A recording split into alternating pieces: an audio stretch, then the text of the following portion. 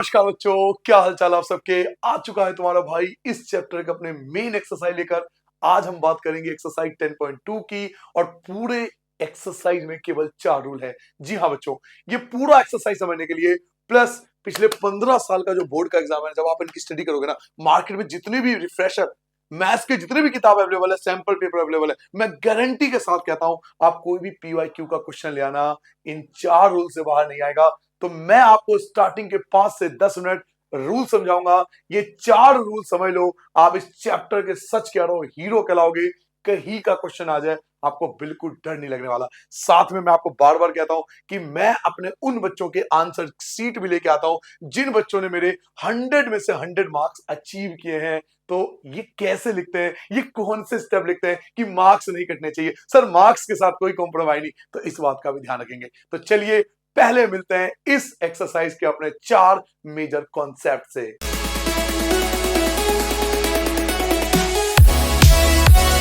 तो यहां से स्टार्ट करते हैं कॉन्सेप्ट।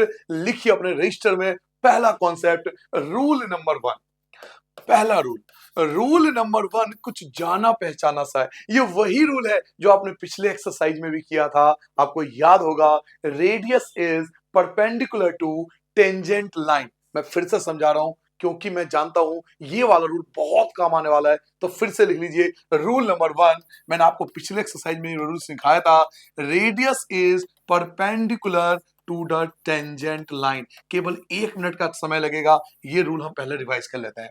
मैंने आपको उस समय लिखाया था, मैंने 4 डायग्राम बनाए थे। एक तो ये बनाया था कि एक सर्कल है, ये टेंजेंट लाइन है और ये रेडियस है। तो मैंने आपको कहा था कि जहां पर रेडियस और टेंजेंट टकराएंगे उस पॉइंट पे ये परपेंडिकुलर होते हैं, मतलब ये वाला एंगल जो होगा वो 90 डिग्री होगा। रेडियस और टेंजेंट जहां आपस में इंटरसेक्ट करते हैं वो परपेंडिकुलर होते हैं। दूसरा, इसी का मैंने एक और डायग्राम आपको बनाया था, अगर आपको याद हो कि भाई ये सर्कल है, ये हमारा टेंजेंट लाइन है, ये भी हमारा टेंजेंट लाइन है, ये हमारा सर रेडियस है और ये हमारा रेडियस है। तो आप दो जगह क्योंकि 2 टेंजेंट है 2 रेडियस है, तो 2 जगह परपेंडिकुलर होगा।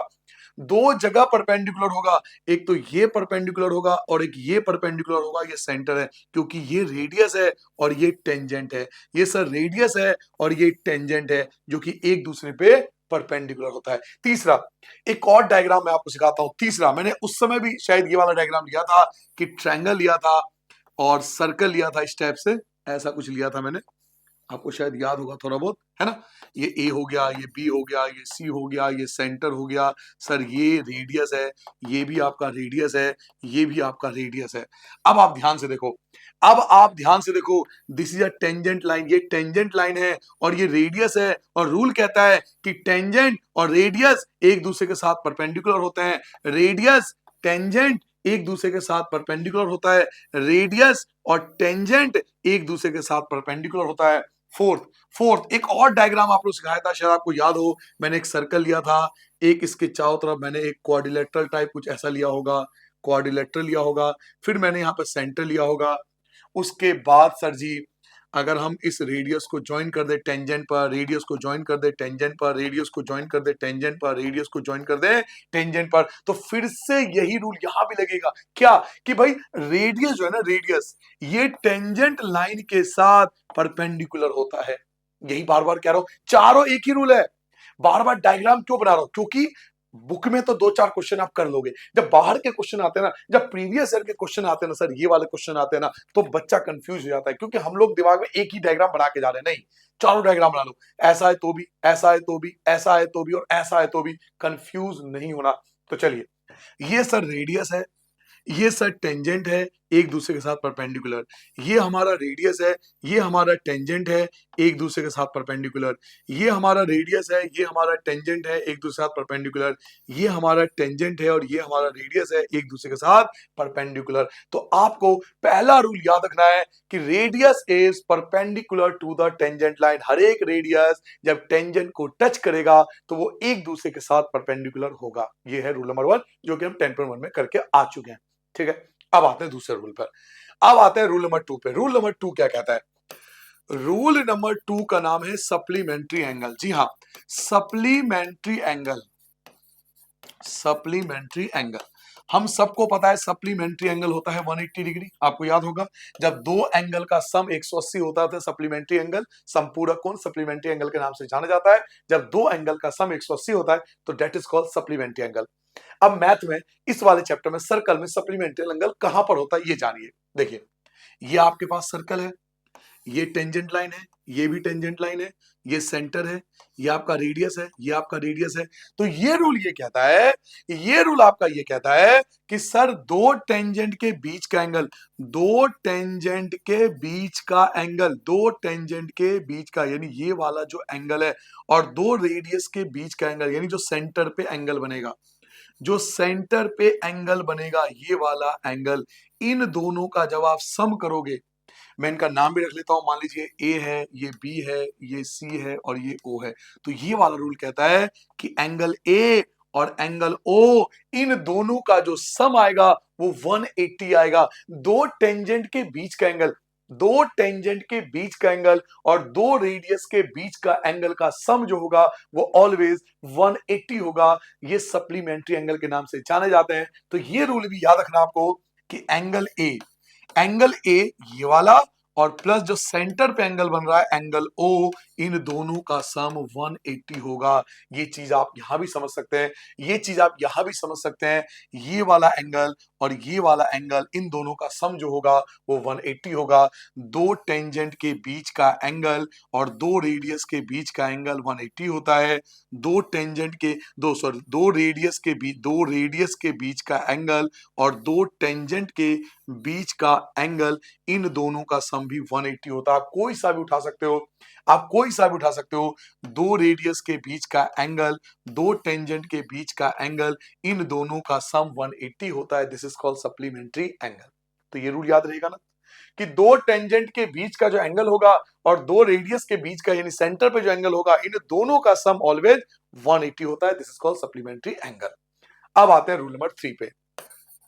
लिखिए रूल नंबर 3। रूल नंबर 3 का नाम है बाइसेक्टर। जी हाँ, रूल नंबर 3 का नाम है बच्चों बाइसेक्टर। ये क्या कहता है कि मान लीजिए आपके पास सर्कल है, ये आपका टेंजेंट लाइन है, ये भी आपका टेंजेंट लाइन है। सर ये सेंटर है, ये रेडियस है, ये रेडियस है, ये ए है, ये बी है और ये सी है। तो ये रूल ये कहता है कि अगर आप ए को ओ से ज्वाइन कर दोगे, अगर आप ए को ओ से ज्वाइन कर दोगे ना तो दिस इज अ बाइसेक्टर। इस लाइन को बाइसेक्टर कहते हैं। इस लाइन को बाइसेक्टर बोला जाता है। क्यों? क्योंकि ये बाइसेक्ट करता है एंगल ए को भी और एंगल ओ को भी बाइसेक्ट करता है। ये वाली लाइन, ये जो ए ओ वाली लाइन है, ये एंगल ए को भी बाइसेक्ट करता है, एंगल ओ को भी बाइसेक्ट करता है। अगर ऊपर 40 है तो नीचे भी 40 होगा, ऊपर 60 है तो नीचे भी 60 होगा। तो इसको बोलते हैं bisector. This is called bisector. तो मैं लाइन भी लिख रहा हूं, आप लिख लेना साइड में, AO। AO is a bisector. AO जो है वो बाइसेक्टर है। सर किसका बाइसेक्टर है? एंगल ए का और एंगल ओ का। जी हाँ बच्चों, जो AO है, ये जो AO है, ये वाली जो लाइन है ना, ये बाइसेक्टर है। किसका बाइसेक्टर है? एंगल ए का और एंगल ओ का, इनका बाइसेक्टर है। चलो मैं एक एग्जांपल के तौर पर आपको समझा देता हूं। मैं एक एग्जांपल के तौर पर आपको यहां समझा देता हूं। लीजिए, ये मैंने बना दिया टेंजेंट, ये मैंने बना दिया टेंजेंट, ये बना दिया सेंटर, ये रेडियस और ये रेडियस, और इसको ज्वाइन कर दिया। अब इसका मतलब ये है कि अगर ये 40 डिग्री है ऊपर वाला, ये एंगल 40 है तो ये एंगल भी आपका 40 ही होगा। ऐसे अगर ये एंगल 60 है तो ये एंगल भी आपका 60 होगा। क्यों? क्योंकि दिस इज अ बाइसेक्टर। इस लाइन को जो हम बीच में खींच रहे हैं, हम जो ये लाइन बीच में डाल लेना, ये बाइसेक्टर होता है। दो एंगल को डिवाइड करता है इक्वल पार्ट में, एंगल ए को और एंगल ओ को। तो अगर ये 40 है तो ये भी 40 होगा, ये 60 है तो ये भी 60 होगा। This is called bisector. इस वाली लाइन को बाइसेक्टर के नाम से जाना जाता है क्योंकि ये दो एंगल को बाइसेक्ट करता है, एक एंगल ए को और एक एंगल ओ को। 3 रूल हो गया। नाउ अब आते हैं सर अंतिम रूल, जो मेन रूल है इस पूरे चैप्टर का, जिसपे क्वेश्चन आता ही आता है, वो है 4th रूल। तो लिखिए रूल नंबर 4। रूल नंबर 4 जो कि थ्योरम भी आपके जो हम आगे करेंगे prove, tangent, tangents drawn from external point, tangent drawn from external point, external point से जो टेंजेंट लाइन खींची जाती है, tangent drawn from external point are equal. क्या मतलब है सर?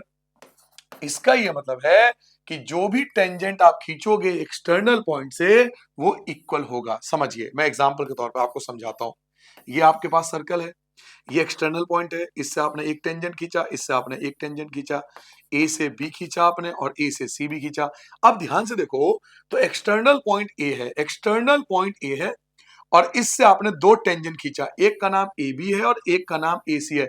तो एक्सटर्नल पॉइंट से जो टेंजेंट खींचा जाता है, एक्सटर्नल पॉइंट से जो टेंजेंट लाइन ड्रॉ की जाती है वो इक्वल होती है ए बी। जो ए बी है वो इक्वल होगा ए सी के। ए बी पहला टेंजेंट, ए सी दूसरा टेंजेंट, ये दोनों इक्वल होगा क्योंकि एक्सटर्नल पॉइंट से खींचा गया है। टेंजेंट जो आप ड्रॉ करते हो एक्सटर्नल पॉइंट से, एक्सटर्नल पॉइंट से जो टेंजेंट आप ड्रॉ करते हो वो आपस में इक्वल होता है। सर जी इसे एक और बार समझा लो। मैं इसको एक और तरीके से, एक दूसरे तरीके से भी समझा देता हूं। मैंने अब ये डायग्राम लिया आपके लिए, ये डायग्राम लिया, कोई दिक्कत नहीं है। ये आपका सेंटर है, ये ए है, ये बी है, ये सी है, ये आपका पी है, ये आपका क्यू है और ये आपका आर है। बच्चों आप ध्यान से देखना, मेरे बच्चों, मेरे लड्डू, मेरे सोना, मेरे रसगुल्लो, आप ध्यान से देखना, जरा ए पे ध्यान दो, ए पे ध्यान दो। आप इसको देखो, एक बार इसको देखो और एक बार इस ए को देखो, बस ए को देखो। ए से आपको दो टेंजेंट दिखाई देंगे, A P A R, A P A R, दो टेंजेंट है ना ऐसे। तो ए पी बराबर होगा ए आर के, ए पी बराबर होगा ए आर के। ऐसे ही देखो बी से दो टेंजेंट आपको दिखाई देंगे, BP B Q, BP B Q. तो दो टेंजेंट, बी से दो टेंजेंट खींची जा रही है, बीपी और बी क्यू। तो एक लिखेंगे बीपी और एक लिखेंगे बी क्यू, ये दोनों इक्वल होंगे। ऐसे ही अगर आप, ऐसे ही बच्चों अगर आप सी पे ध्यान दो, अब जरा सी पे ध्यान दो, तो सी से भी दो टेंजेंट खींचा जा रहा है, C R C Q, C R C Q. C से दो टेंजेंट हमने ड्रॉ किया, सी आर और सी क्यू। तो सी आर बराबर होगा सी क्यू के। एक्सटर्नल पॉइंट से जो टेंजेंट लाइन खींची जाती है वो हमेशा इक्वल होती है। क्लियर हो गया? पहले मैंने ये समझाया, फिर मैंने ये समझाया, अब रुको एक चीज और समझाता हूं, एक और समझाता हूं। चलो अब हम क्या करते हैं, एक प्यारा सा सर्कल लेते हैं, इसके चारों तरफ एक प्यारा सा कोऑर्डिलेटरल लेंगे। ज्यादा बड़ा हो गया, इसको कम छोटा कर दूं। चलो एक प्यारा सा हम कोऑर्डिलेटरल लेते हैं। ये मैंने कोऑर्डिलेटरल ले लिया, इसको सर्कमस्क्राइबिंग बोलते हैं। ऐसा कुछ हमने एक ले लिया, ठीक है। ए बी सी डी इसके पॉइंट ले लिए, ये P ले लिया, ये Q ले लिया, ये आपका R ले लिया और ये आपका S ले लिया। अब आप ध्यान से, अगर आपने इस चीज को समझ लिया है, अगर आपको ये चीज समझ में आ गई है तो आपको ये चीज भी समझ में आ जाएगा। देखो A से शुरुआत करेंगे हम, ए से शुरुआत, केवल ए पे फोकस करो, केवल आप ए पर फोकस करो, तो आप देखोगे कि जो एपी है, एपी वो इक्वल होगा ए एस के, एपी इक्वल होगा ए एस के, एपी इक्वल हो गया ए एस के। अब बी पे ध्यान दो, बी पे, सिर्फ बी पे ध्यान दो। तो बीपी पहला टेंजेंट है और बी क्यू दूसरा टेंजेंट है। तो मैं क्या बोल सकता हूं कि बीपी पहला टेंजेंट और बी क्यू दूसरा टेंजेंट आपस में इक्वल है। ऐसे अब सी पे ध्यान दो, आप केवल सी पे ध्यान दो। सी से भी देखो दो टेंजेंट खींचा गया है, एक का नाम है सी क्यू, एक का नाम है C R, C Q C R, C Q C R. तो सी क्यू बराबर होगा सी आर के। और ऐसे अगर मैं डी पे ध्यान दूं, अगर मैं ऐसे ही लास्ट में डी पे ध्यान दूं, तो देखो डी से भी दो टेंजेंट खींचा गया, D R D S, D R D S, D R D S. तो डी आर इक्वल होगा डी एस के। क्लियर हो गया? तो ये थे टेंजेंट, अगर हम ड्रॉ करते हैं एक्सटर्नल पॉइंट से तो वो इक्वल होगा। ये चार रूल हैं, चार रूल एक बार जल्दी से देख लेते हैं। पहला रूल क्या था? फर्स्ट रूल था कि रेडियस हमेशा परपेंडिकुलर होता है टेंजेंट लाइन पर। ये डायग्राम आपको ध्यान रखना है थोड़ा दिमाग में। सप्लीमेंट्री एंगल, ए का एंगल और ओ, ये दोनों एंगल सम होकर 180 आता है। दो टेंजेंट के बीच और दो रेडियस के बीच, यानी सेंटर पे जो एंगल बनेगा, इन दोनों का सम हमेशा 180 होगा। तीसरा रूल था बाइसेक्टर, अगर आप इन दोनों को ज्वाइन कर देते हो तो इसको बाइसेक्टर कहते हैं। दोनों को इक्वल पार्ट में, ए और ओ को इक्वल पार्ट में डिवाइड करता है। उसके बाद फोर्थ था कि जो टेंजेंट लाइन ड्रॉ करते हैं एक्सटर्नल पॉइंट से वो इक्वल होता है, चाहे वो ये दो टेंजेंट हो या ए से एपी और ए आर हो, बीपी और बीक्यू हो, सी आर और सी क्यू हो, या यहां से एपी AP बराबर हो AS के, BP बराबर हो BQ के, CR बराबर हो CQ के और DR बराबर हो DS के। तो ये टोटल 4 रूल है। उसके बाद मैं चैलेंज दे रहा हूं सर, कहीं का भी क्वेश्चन पेपर ले आओ, आप किसी भी बोर्ड का ले आओ, कहीं का भी ले आओ, इन 4 रूल से बाहर आप नहीं कर पाओगे। 4 रूल आते ना तो आप इस चैप्टर के बादशाह हो। तो चलिए इन 4 रूल के बेस पे पूरा एक्सरसाइज करवाता हूं।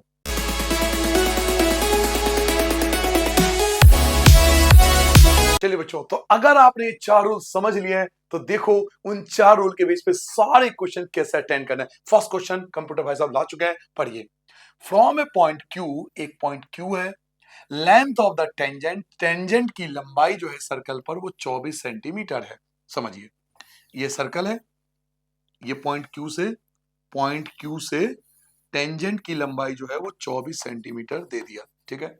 उसके बाद distance of Q from the centre, centre से Q का डिस्टेंस, ये सेंटर हो गया, इस सेंटर से Q का डिस्टेंस, सेंटर से Q का जो डिस्टेंस है वो 25 सेंटीमीटर है, ये 25 सेंटीमीटर हो गया। अब आपसे पूछ रहा है रेडियस बताओ, ये फाइंड करना है रेडियस, ये फाइंड करना आपको रेडियस, मान लीजिए P है। आप सब जानते हो कि रेडियस जो होता है वो परपेंडिकुलर होता है टेंजेंट लाइन पे, तो एंगल P 90 का हो गया। यही तो बात हुई थी हमारे बीच, पहला रूल यही तो था कि रेडियस परपेंडिकुलर होता है टेंजेंट लाइन पे। सर ये रेडियस है और ये टेंजेंट है, तो ये 90 का कोण बन गया ना। अब पाइथागोरस थ्योरम लगा सकते हैं, पाइथागोरस लगा सकते हैं क्योंकि राइट ट्रायंगल है, राइट ट्रायंगल में पाइथागोरस लग सकता है, ट्रिग्नोमेट्री में हमने पढ़ा था। नीचे वाले को बोलते हैं बेस, बेस तो मेरे पास है। 90 के सामने ये होता है बेस, नीचे वाला बेस होता है, 90 के सामने वाला हाइपोटेनियस होता है, तो बचा ये, इसको क्या बोलता है परपेंडिकुलर। तो सर परपेंडिकुलर का लगा देंगे फॉर्मूला h स्क्वायर माइनस का b स्क्वायर।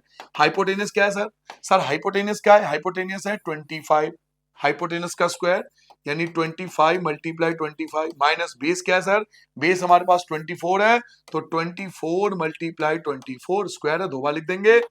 25 की 25 से करोगे 625 आएगा, 24 की 24 से करोगे 576 आएगा, इसको माइनस कर दो 49। क्या 49, क्या 49 किसी का स्क्वायर होता है? यस होता है ना, किसका होता है 7 का। तो पहले प्रश्न का आंसर आ जाएगा 7, MCQ है, तो ऑप्शन नंबर ए जो है वो हमारा करेक्ट आंसर आ गया। रूल से बाहर नहीं जाऊंगा, रूल से बाहर नहीं जाऊंगा, रूल से ही सारे क्वेश्चन सॉल्व करने। देखो आ गया ना rule, radius perpendicular tangent line rule था, परपेंडिकुलर का फॉर्मूला लगा दिया, आ गया आंसर। ठीक है, चलिए अब आते हैं क्वेश्चन नंबर 2 पे। सर क्वेश्चन नंबर 2 क्या है, पढ़िए। आपको इसमें एक फिगर नहीं बनाया भैया ने, फिगर नहीं, देखो फिगर गैप कर दिया भैया ने, फिगर गैप कर दिया, भाई साहब ने PDF बनाई हमारी और फिगर गैप कर दी। बहुत अच्छा करा भैया जी, आपने बहुत अच्छा करा, आपने हमारे लिए PDF बनाया, थैंक यू, और आपने फिगर गैप कर दी। कोई बात नहीं, मैं फिगर बना देता हूँ, हमको क्या बोले भाई अपने, तो मैं फिगर बना देता हूं, कोई बात नहीं, हो जाती है, गलती हो जाती है सबसे। तो फिगर क्या है सर, फिगर क्या है, फिगर निकलाओ जी 10.2, ये देखो ये रहा फिगर, आप देख लेना बुक में है, मैं बनाता हूं यहाँ पे, कोई बात नहीं।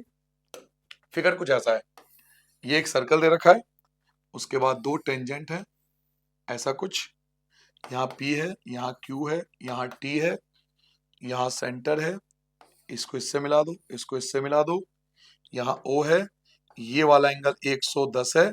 ठीक है, ये फिगर बना दिया, बनाना भूल गए होंगे, कोई बात नहीं, ठीक है, फिगर मैंने बना दिया। अब पढ़ो, पूछ क्या रहा है, आपसे पूछ रहा है PTQ, PTQ, PTQ, PTQ, यानी ये वाला एंगल पूछ रहा है। अब रूल याद करो, रूल क्या था कि सेंटर पे जो एंगल बनेगा और दो टेंजेंट के बीच जो एंगल बनेगा, इन दोनों का सम 180 होता है, याद करो, इन दोनों का सम 180 होता है, सप्लीमेंट्री एंगल। ये 110 है तो ये 70 होगा, तो 70 हमारा आंसर आ जाएगा। लो जी 70 हमारा आंसर आ गया, लो जी ऑप्शन बी ये हमारा आंसर हो जाएगा, क्योंकि इन दोनों का सम 180 होता है ना, तो 110 तो ये हो गया, तो बचा कितना 70, तो ये वाला 70 हो जाएगा, तो ऑप्शन बी करेक्ट है। नाउ क्वेश्चन नंबर 3 पे आते हैं। क्वेश्चन नंबर 3 पढ़िए, क्वेश्चन नंबर 3 क्या है, if PA and PB from a point P to a circle. देखो दो टेंजेंट है यहाँ पर, दो टेंजेंट है, एक का नाम PA है, एक का नाम PB है, दोनों को पॉइंट P से खींचा गया है। सॉरी बच्चों, यहां पर दो टेंजेंट बना लेंगे हम, थोड़ा बड़ा सा बना दूं, बढ़िया सा बना दूं, थोड़ा बड़ा सा, है ना, अच्छा सा। ये सर्कल हो गया, दो टेंजेंट बना दो, पी ए पी बी, दो टेंजेंट बना दिया। उसके बाद ये इंक्लाइन करते हैं, एक इंक्लाइन क्या होता है, टकराना, इंक्लाइन क्या होता है, एक दूसरे के साथ एंगल बनाना, टकराना। तो दोनों टेंजेंट एक दूसरे के साथ इंक्लाइन करते हैं कितने पर, 80 डिग्री पर। तो ये वाला एंगल जो है वो 80 डिग्री है, ये वाला एंगल जो है वो 80 डिग्री है। उसके बाद आपको पूछा रहा है पीओए, पीओए, ओ मतलब सेंटर, पीओए, पी ये रहा, ओ ये रहा, और ए ये रहा, ये वाला एंगल आपसे पूछा जा रहा है। एक काम करो, इसको भी ज्वाइन ही कर लो, ठीक है। अब याद करो रूल क्या कहता है, ऐसा रूल हमने यूज किया था सप्लीमेंट्री एंगल, पिछले क्वेश्चन में भी यूज किया था। हम सबको पता है कि ये वाला एंगल, जो एंगल पी है ये वाला, और ये वाला जो पूरा एंगल है, पूरा एंगल, इन दोनों का सम 180 होता है, ये तो पता होगा। इसका सम और इसका सम 180 होता है, ये तो हमें रूल में पढ़ा था। अब अगर ये 80 है, ये वाला 80 दिया हुआ है, तो ये 100 होगा पूरा, ये पूरा एंगल 100 होगा। तो 100 को दो हिस्सों में बांट दो, तो ऊपर वाला 50 होगा, नीचे वाला 50 होगा। भाई इसका सम और इसका सम 180 होता है ना। हमने पढ़ा था कि ये वाला जो एंगल है और प्लस जो ये वाला एंगल है, ये वाला, इन दोनों का जो सम होता है, इन दोनों एंगल का सम 180 होता है। अब ये वाला 80 दे रखा है, तो ये वाला 100 होगा, ये वाला टोटल 100 होगा। 100 को दो हिस्सों में बांट दो, क्योंकि बाइसेक्टर होता है, दो हिस्सों में बांट दो, 50 ऊपर जाएगा, 50 नीचे जाएगा। आपसे क्या पूछा जा रहा है, पीओए, पीओए, केवल ऊपर वाला पूछा जा रहा है, यानी 50 डिग्री। तो 50 डिग्री ये आपका आंसर आ जाएगा इस क्वेश्चन का, ठीक है। तो ये थर्ड क्वेश्चन का आपका आंसर है। एमसीक्यू है, इसे स्टेटमेंट लिखने की जरूरत नहीं है, एमसीक्यू है ना, तो स्टेटमेंट क्या लिखोगे, डायरेक्ट सॉल्व कर देंगे, तो 50 डिग्री आंसर आ जाएगा, डायग्राम बना लेना बस। अब आते हैं क्वेश्चन नंबर 4। अब ये प्रूफ डेट है, देखो अब ये प्रूफ डेट है, यहाँ पे डायग्राम बनेगा, गिवन आएगा, टू प्रूव आएगा, सब कुछ आएगा, क्योंकि अब ये प्रूफ डेट वाले क्वेश्चन आ गए। प्रूव करो the tangent drawn, tangent draw करो end of the diameter, diameter के तरफ। मतलब क्या है कि आपको ना एक सर्कल बनाना है, उसका डायमीटर बनाना है, और डायमीटर के दोनों एंड पे टेंजेंट बनाना है, डायमीटर के दोनों एंड पे टेंजेंट बनाना है। कुछ ऐसा डायग्राम आपको बनाना है, टेंजेंट ड्रॉ करना है and of the diameter, diameter के एंड पे, डायमीटर का एंड, डायमीटर का एंड ये रहा, दोनों तरफ टेंजेंट ड्रॉ कर दो। और ये प्रूफ करना है कि दोनों पैरेलल है, यानी हमें प्रूफ करना है कि ए बी जो नीचे वाली लाइन है और सी डी जो ऊपर वाली लाइन है वो पैरेलल है, बीच में सेंटर ओ, इधर नाम दे दो पी, इधर नाम दे दो क्यू, ठीक है। तो ये डायग्राम बन गया। सबसे पहले आएगा गिवन, गिवन में क्या है, तो हमें दो टेंजेंट दिया हुआ है ए बी और सी डी, तो दो टेंजेंट लिखेंगे। गिवन में क्या लिखेंगे, A B and C D are two tangent lines, एक लाइन छोड़ के लिखना, टू प्रूव, अंडरलाइन कर देना। प्रूफ क्या करना है कि दोनों पैरेलल है, जो नीचे वाली लाइन है ए बी और जो ऊपर वाली लाइन है सी डी, हमें इनको पैरेलल प्रूफ करना है। तो नीचे वाली लाइन ए बी, ऊपर वाली लाइन सी डी, दोनों पैरेलल प्रूफ करना है। अब आते हैं प्रूफ पे कि प्रूफ कैसे करेंगे, तो अब आते हैं प्रूफ पे, ठीक है। तीन स्टेप होते हैं, पहले गिवन, फिर टू प्रूफ और फिर प्रूफ। अब प्रूफ कैसे करेंगे, देखिए बहुत आसान है प्रूफ करना। सबसे आसान जो मेथड होगा ना, जो सबसे आसान मेथड होगा, मैं आपको वो बताऊंगा ताकि आपके दिमाग में बैठ जाए। हम सबको पता है कि सर रेडियस जो होता है ना, रेडियस, ये रेडियस है और ये टेंजेंट है, ठीक है, ये परपेंडिकुलर होता है, हमने तो पढ़ा है। रेडियस टेंजेंट परपेंडिकुलर होता है, इसका मतलब ये वाला एंगल 90 डिग्री होगा, ये वाला एंगल भी 90 होगा, ऐसे ये भी 90 होगा, ये भी 90 होगा, चारों एंगल 90 है, क्योंकि रेडियस और टेंजेंट परपेंडिकुलर होता है। तो यहाँ के दो एंगल और यहाँ के दो एंगल सब 90 है। तो कोई भी दो एंगल ले लो, कोई भी दो एंगल, दो एंगल ऐसे, हालांकि 90 चारों हैं, नीचे के ये वाला एंगल 90 है, ये भी 90 है, ऐसे ऊपर ये भी 90 है, ये भी 90 है, चार एंगल 90 है, कोई भी दो ले लो, बट दो एंगल ऐसे लेना जो तिरछे हों। तिरछे क्यों, बताऊंगा रीजन, बट तिरछे लेना। सर तिरछे का क्या मतलब है, तिरछे का मतलब ये है कि अगर एक एंगल में ये वाला ले रहा हूं, अगर एक एंगल में इस साइड का ले रहा हूं लाइन के राइट की तरफ, तो एक एंगल में लाइन के लेफ्ट में लूंगा, तिरछे लेना। क्यों, अभी मैं थोड़ी देर बाद, सर जस्ट रुक जाओ थोड़ा, दो एंगल मैंने ले लिए। मैंने दो एंगल कैसे लिए, एक राइट की तरफ तो एक लेफ्ट की तरफ। आप मेरे से उल्टा भी ले सकते हो, कोई ऐसा नहीं कि रट के जाओ सर जी ने बताया कि जी यही करना है। क्यों करना है भाई, मैं ये वाला दो एंगल ले सकता हूँ, ये वाला और ये वाला, बट तिरछे लेना। तिरछे क्यों लेना? क्योंकि मैं जो रूल लगा रहा हूं वो तिरछे में ही लगता है। एक राइट में एक लेफ्ट में, दो एंगल ले लिया। तो जो सर मैंने राइट वाला लिया उसका नाम है ओ पी बी, राइट वाले का नाम है ओ पी बी, और जो लेफ्ट वाला मैंने लिया उसका नाम है O Q C, O Q C. तो ओ क्यू सी दोनों 90 के हैं। भाई ये भी 90 है, ये भी 90 है। क्यों 90 है? तो रीजन भी दोगे कि हमें पढ़ाया गया था कि रेडियस परपेंडिकुलर होता है टेंजेंट लाइन पर, इसलिए दोनों 90 हैं। अब जब हम 9th क्लास में थे तो हमने क्या पढ़ा था कि अगर तिरछे कोण बराबर हो, जब हम 9th क्लास में थे तब हमने पढ़ा था कि अगर तिरछे कोण बराबर हो तो ये होता है अल्टरनेट इंटीरियर एंगल। तिरछे कोण अगर बराबर हो, जो राइट और लेफ्ट में ले दो तिरछे कोण अगर ये बराबर हैं तो यहां रूल लग सकता है अल्टरनेट इंटीरियर एंगल, जो 9th में था। तो वो क्या रूल था पहले लिख लेता हूं, बाय अल्टरनेट इंटीरियर एंगल। ये रूल ये कहता है कि अगर आपके तिरछे कोण बराबर हैं, अगर आपके तिरछे कोण बराबर है तो ये इसलिए बराबर है क्योंकि ये दोनों लाइन पैरेलल होगी। हो गया प्रूव, यानी नीचे वाली लाइन ए बी पैरेलल हो गया सी डी के। 3 लाइन में आंसर। सर जी इतना सा लिखेंगे नंबर मिल जाएगा? भाई इतना सही लिख रहा है, ये थोड़ी की जबरदस्ती आंसर बड़ा कर देना, क्यों करेंगे? इतना सही आंसर है। ये एंगल 90 है, ये एंगल 90 है, मैंने वो लिख दिया दोनों एंगल 90 है। क्यों 90 है? क्योंकि रेडियस परपेंडिकुलर टेंजेंट लाइन पे। अब हमने 9th में पढ़ा था alternate interior angle. Alternate interior angle ये कहता है कि अगर आपके तिरछे कोण बराबर है ना तो आमने सामने वाली लाइन पैरेलल होगी, इसलिए बराबर है। तो पैरेलल हो गया जी आंसर। इतना सा आंसर आपको लिखना है, ठीक है? जल्दी से नोट डाउन करो। फिर आते हैं 5th क्वेश्चन पे, 5वां क्वेश्चन। 5th क्वेश्चन पढ़िए। 5वां क्वेश्चन क्या है?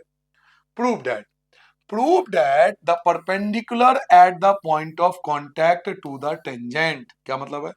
आपको एक सर्कल बनाना है, आपको एक टेंजेंट बनाना है, और पॉइंट ऑफ कांटेक्ट मतलब रेडियस को ज्वाइन करना है इससे। ये परपेंडिकुलर होता है ना, ये परपेंडिकुलर होता है। कह रहा है परपेंडिकुलर है।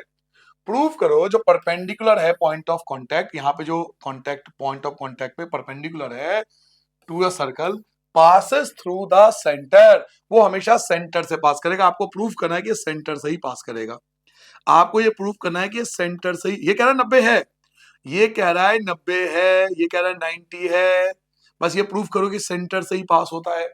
आपको प्रूव करना है कि ये लाइन मतलब ओपी वाली लाइन जो है, ओपी है ना, ये ओपी ये सेंटर से ही पास होता है। थोड़ा थ्योरेटिकल क्वेश्चन है, कोई बात नहीं, करना तो है ही।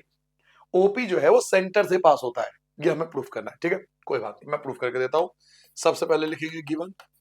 गिवन क्या है? एक सर्कल है, टेंजेंट। मैं टेंजेंट का नाम भी ले लेता हूं ए बी। तो लिखेंगे A B. A B is a tangent line, A B is a tangent line. एक लाइन छोड़ के लिखेंगे टू प्रूव। हमें प्रूफ करना है कि सर ये जो है ना ओपी ये सेंटर से पास होता है। तो OP passes through OP passes through centre, centre से पास होता है। अब हम क्या करेंगे? इसमें कंस्ट्रक्शन करेंगे। हम इसमें कंस्ट्रक्शन करेंगे। क्या कंस्ट्रक्शन करेंगे? हम एक दूसरा पॉइंट ले लेंगे। मान लो हम यहाँ पॉइंट ले रहे हैं, कुछ भी ले लो, एक्स ले लो, और एक्स को मिला दो पी से, ठीक है? ये कंस्ट्रक्शन करनी है आपको। एक्स कोई पॉइंट लेना है, तो टेकिंग अ पॉइंट लिखेंगे, taking a point, taking a point x other than centre, ठीक है? सेंटर के अलावा हमने एक और पॉइंट ले लिया जिसका नाम हमने एक्स रख दिया, और फिर हमने ज्वाइन कर दिया, ज्वाइन। फिर हमने ज्वाइन करा, किसको ज्वाइन किया? एक्स को पी से ज्वाइन कर दिया। हमने एक्स को पी से ज्वाइन कर दिया, ज्वाइन एक्स पी। ये हमने कंस्ट्रक्शन करा है, ठीक है? पहले आप लिख लो, पहले आप लिख लो कि ए बी टेंजेंट है। पहले सब बातें लिख लो। आपने ये लिखा है कि ए बी जो है वो टेंजेंट है। उसके अलावा प्रूव ये करना है कि ओपी सेंटर से ही पास हो रहा है। एक्स आपने एक पॉइंट ले लिया सेंटर के अलावा, और एक्स पी को ज्वाइन कर दिया। पहले सारी बातें लिख लो। अब आते हैं प्रूफ कैसे करें कि सेंटर से ही पास होता है। थोड़ा थ्योरेटिकल क्वेश्चन है, टेंशन मत लेना, थोड़ा थ्योरी टाइप है। अब आते हैं प्रूफ पे। प्रूफ पे आ जाइए, प्रूफ पे आते हैं। सर प्रूफ कैसे करें कि सेंटर से पास हो रहा है? तो प्रूफ करने के लिए बहुत सिंपल लॉजिक लगाएंगे एक चीज हमें दिया हुआ है कि ओपीबी जो है वो 90 है, ये हमें तो बोल रहा था क्वेश्चन में कि भाई ओपीबी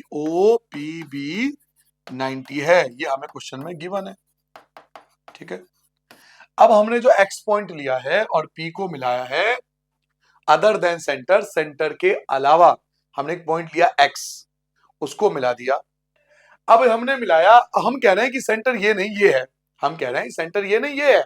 हम क्या कह रहे हैं कि भाई ओ तुम सेंटर नहीं हो, एक्स सेंटर है। अगर ओ के अलावा एक्स सेंटर है, अगर ओ की जगह एक्स सेंटर है तो इसका मतलब ये भी 90 होगा, क्योंकि अगर एक्स सेंटर हुआ, अगर एक्स सेंटर हुआ, अगर एक्स सेंटर हुआ तो रेडियस बन जाएगा, और रेडियस टेंजेंट पे परपेंडिकुलर है।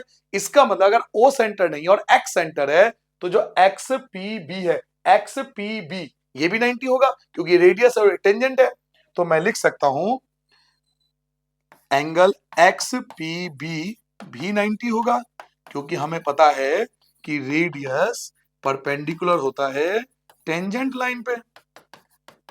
हमें पढ़ाया गया है कि रेडियस परपेंडिकुलर टेंजेंट लाइन पे, तो एक्सपी भी 90 हो गया, यानी ओपीबी भी 90 है और एक्सपीबी भी 90 है, दोनों ही 90 है। अब ये दोनों 90 कब हो सकता है? आप कह रहे हो कि ओपीबी भी 90 है और एक्सपीबी भी 90 है, अगर दोनों 90 है तो इसका मतलब है एक्स और ओ एक ही पॉइंट है। आप क्या कह रहे हो? आप कह रहे हो ओपीबी 90 है, फिर आप कह रहे हो एक्सपी भी 90 है। अगर ये दोनों 90 है इसका मतलब एक्स और ओ एक ही पॉइंट है, दोनों अलग अलग पॉइंट नहीं है, ये एक ही पॉइंट है। तो लिखेंगे hence hence X and O are the same point, दोनों सेम पॉइंट है, दोनों अलग अलग पॉइंट नहीं है, क्योंकि दोनों 90 है। अगर ये भी 90 बना रहा है, ये भी 90 बना रहा है, तो इसका मतलब है एक्स और ओ दोनों एक ही पॉइंट है। Hence OP passes through origin, इसलिए ओपी जो है ओरिजिन से ही पास कर रहा है, क्योंकि दोनों एक ही पॉइंट है। ठीक है, दोबारा देखो, ये आपको पहले समझ में आ गया कि ए बी टेंजेंट है, ए बी टेंजेंट है, ओपी पास करता है सेंटर से, ये प्रूव करना है। आपने पॉइंट एक्स ले लिया, एक्स को मिला दिया पी से, ठीक है, ज्वाइन कर दिया आपने, कंस्ट्रक्शन कर दी। उसके बाद आपको प्रूफ करना है कि भाई ये ओपी जो है ना वो सेंटर से ही पास होता है। तो ओपीबी 90 आपको गिवन था कि भाई पॉइंट ऑफ कांटेक्ट पे परपेंडिकुलर है। एक्सपीबी 90 होगा, क्योंकि अगर एक्स ओ सेंटर नहीं है तो एक्स सेंटर है, अगर ओ सेंटर नहीं है तो एक्स सेंटर है, सेंटर को मिलाओगे तो रेडियस बन गया, रेडियस टेंजेंट पे परपेंडिकुलर होता है, यानी ये भी 90 है, ये भी 90 था, ये भी 90 है, इसका मतलब एक्स और ओ सेम पॉइंट है। एक्स और ओ अगर सेम पॉइंट है, इसका मतलब हमारा जो परपेंडिकुलर है वो सेंटर से पास हो रहा है। ठीक है, तो हेंस ओपी पासेस करता है ओरिजिन से, तो ये आपको प्रूफ करना था क्वेश्चन नंबर 5 में। अब आते हैं नेक्स्ट क्वेश्चन पर, पढ़िए क्वेश्चन नंबर 6, बहुत सिंपल क्वेश्चन है, आप पढ़िए जब तक पानी पी लेता हूं।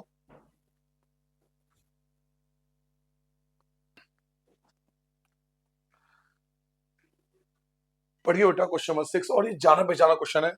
The length of the tangent, tangent की जो लेंथ है किसी पॉइंट ए से जो कि 5 सेंटीमीटर दूर है सेंटर से, समझिए क्या कह रहा है वो आपसे कह रहा है कि भाई एक सर्कल है, उस सर्कल पे एक टेंजेंट है जो कि पॉइंट ए से एक टेंजेंट है, पॉइंट ए से हमने टेंजेंट बना दिया, और सेंटर से वो 5 सेंटीमीटर दूर है, सेंटर से 5 सेंटीमीटर दूर है वो point, of the circle is 4 centimetre, tangent खुद भी जो है वो 4 सेंटीमीटर है।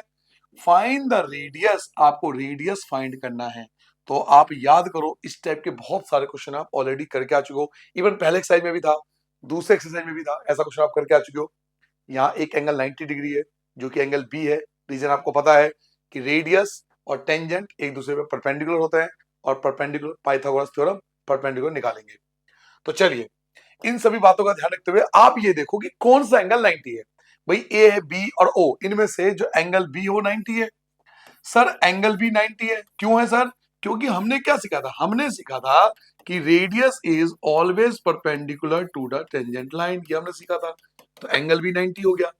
और अगर मैं यहाँ पे पाइथागोरस लगाऊं तो आप देखो परपेंडिकुलर गैप है, नीचे वाला बेस होता है, 90 के सामने वाला हाइपोटेनियस होता है, केवल परपेंडिकुलर गैप है।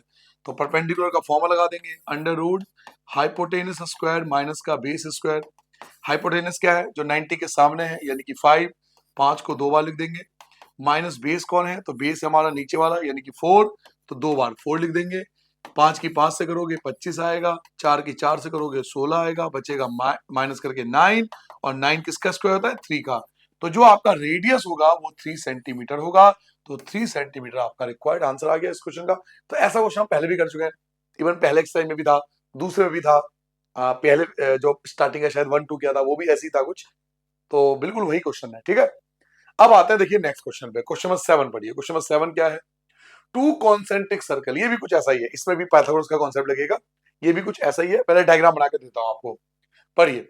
To concentric circle, sir concentric circle क्या होता है, जब एक ही सेंटर हो और उस पर 2 सर्कल हो तो उसे बोलते हैं कॉन्सेंट्रिक सर्कल।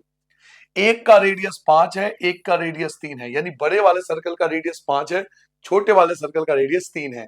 दो कॉन्सेंट्रिक सर्कल है, एक का रेडियस 5, एक का रेडियस 3 है।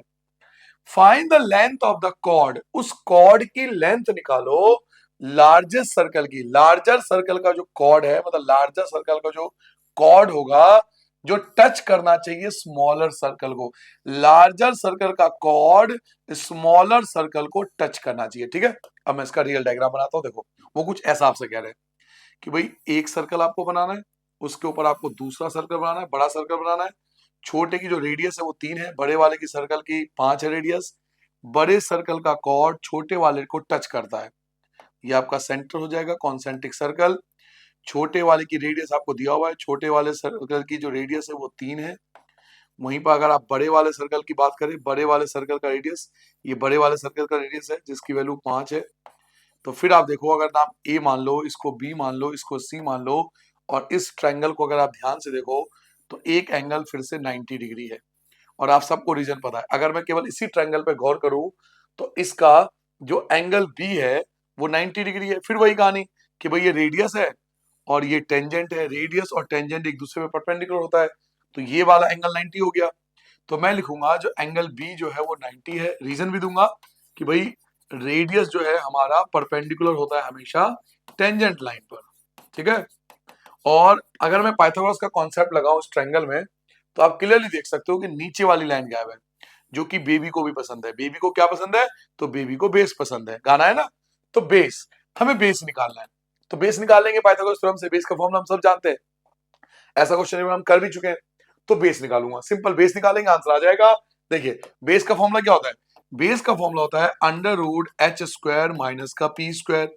सर एच क्या है, एच होता है 90 के सामने, एच होता है 90 के सामने यानी 5, 5 की गुना 2 बार, माइनस परपेंडिकुलर, परपेंडिकुलर क्या है सर, परपेंडिकुलर 3 आपका, तो 3 मल्टीप्लाई 3, 5 की गुना 5 से करोगे 25 आएगा, 3 की गुना 3 से करोगे 9 आएगा, दोनों को माइनस करो 16 आएगा, और 16 4 का स्क्वायर होता है, यानी बेस तो 4 आ गया, बेस जो आ गया वो 4 आ गया, ये आ गया 4 सेंटीमीटर। बट रुको जरा, वो आपसे क्या कह रहा था, लेंथ बताओ कॉर्ड का, लेंथ बताओ कॉर्ड का। कॉर्ड केवल इतना थोड़ी है, कॉर्ड तो यहां से लेकर यहां तक है ना, कॉर्ड तो पूरा है ये वाला। तो बच्चों अगर मैं इसको इससे मिला दूं तो आप फिर से देखो वही कॉन्सेप्ट फिर से लगेगा, ये 3 है, ये बड़े वाले का रेडियस हो गया, ये बड़े वाले का रेडियस 5 है, जैसे यहां रेडियस 5 है ऐसे ही अगर बड़े वाले का रेडियस ये भी 5 है, तो इसको सॉल्व करने पे भी 4 आएगा, तो दोबारा सॉल्व करने की जरूरत नहीं है, हम यहां लिख देंगे सिमिलरली। सिमिलरली हम सिमिलरली लिख सकते हैं, बोलेंगे कि अगर ये 4 है, जब हमने इस ट्रायंगल को सॉल्व किया और बेस हमारा 4 आया, तो ऐसे इस ट्रायंगल को सॉल्व करने पर जो नीचे वाली लाइन बेस यानी बीसी जो है वो भी 4 आएगा। अगर ये 4 आया तो ये भी 4 होगा, यानी टोटल कॉर्ड की जो लेंथ है यानी एसी, जो टोटल एसी है ए से लेकर सी तक, एक तो ये वाली लाइन जो हमने निकाला था 4, और एक ये वाला पॉइंट यानी जो हमने अभी बताया 4, तो टोटल हो गया 8 सेंटीमीटर। तो आंसर जो होगा वो 8 सेंटीमीटर होगा, क्योंकि आपने केवल आध इसका निकाला था 4। अब ये 4 आया तो ये भी 4 होगा, 4 ये यानी टोटल कॉर्ड जो होगा वो हमारा 8 सेंटीमीटर होगा, और ये इस क्वेश्चन का रिक्वायर्ड आंसर है, ठीक है। अब आते हैं इस चैप्टर के बहुत इंपॉर्टेंट क्वेश्चन, बहुत ज्यादा इंपॉर्टेंट क्वेश्चन, क्वेश्चन नंबर 8 पे। और फायदा क्या है, इसमें हमें डायग्राम ऑलरेडी बना हुआ है, डायग्राम ऑलरेडी आपको दिया हुआ है, तो डायग्राम बनाने की जरूरत नहीं पड़ेगी, पहले से दिया हुआ है। आपको लिखा हुआ है कि एक क्वाड्रिलेटरल जो एबीसीडी है वो सरकमस्क्राइब है। सरकमस्क्राइब क्या होता है? किसी के चारों ओर। सरकमस्क्राइब मतलब किसी के चारों ओर। तो एक क्वाड्रिलेटरल एबीसीडी जो कि सरकमस्क्राइब एक सर्कल के चारों ओर एक क्वाड्रिलेटरल, जैसा कि आप देख सकते हो डायग्राम दे रखा ऑलरेडी। और प्रूफ करना है, क्या प्रूफ करना है कि A B plus C D और A D plus B C. बहुत इंपॉर्टेंट क्वेश्चन है, बहुत बार एग्जाम आ चुका है, प्रीवियस ईयर में तो बहुत बार इस क्वेश्चन को देखा गया है, बट बहुत आसान तरीके से मैं आपको समझाऊंगा, बहुत इजीएस्ट तरीके से। सबसे पहले देखो प्रूफ डेट वाला क्वेश्चन है तो हमें गिवन लिखना पड़ेगा। गिवन में क्या लिखेंगे? यही सेम एज इट इज उतारेंगे। A quadrilateral ABCD circumscribe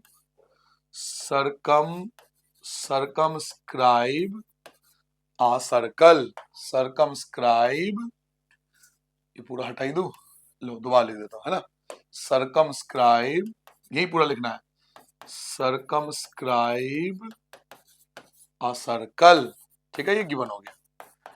uh quadrilateral ABCD circumscribe uh circle, ये हो गया गिवन। एक लाइन छोड़ के लिखेंगे टू प्रूव। टू प्रूव में क्या आएगा? तो टू प्रूव में यही आएगा जो लिखा हुआ है यहाँ पर, सेम ये प्रूव है।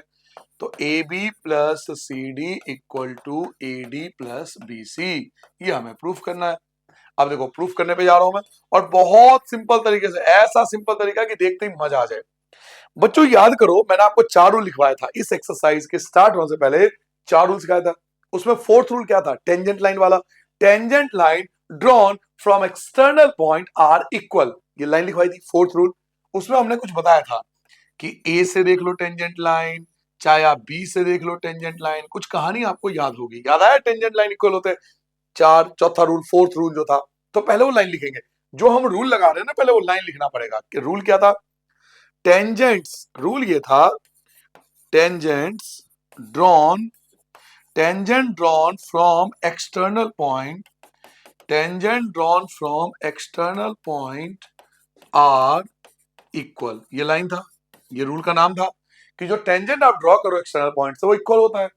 यानी अगर इस रूल पर मैं जाऊं तो ये रूल ये कहता है कि भाई ए से जो आप दो टेंजेंट खींच रहे हो एपी और ए एस, एपी और ए एस ये इक्वल होता है। यही रूल था कि एपी और ए एस इक्वल होता है, ऐसे बीपी और बीक्यू इक्वल होता है। आपको याद होगा रूल समझाया था उस समय, ऐसा डायग्राम भी लिया था मैंने जानबूझ के।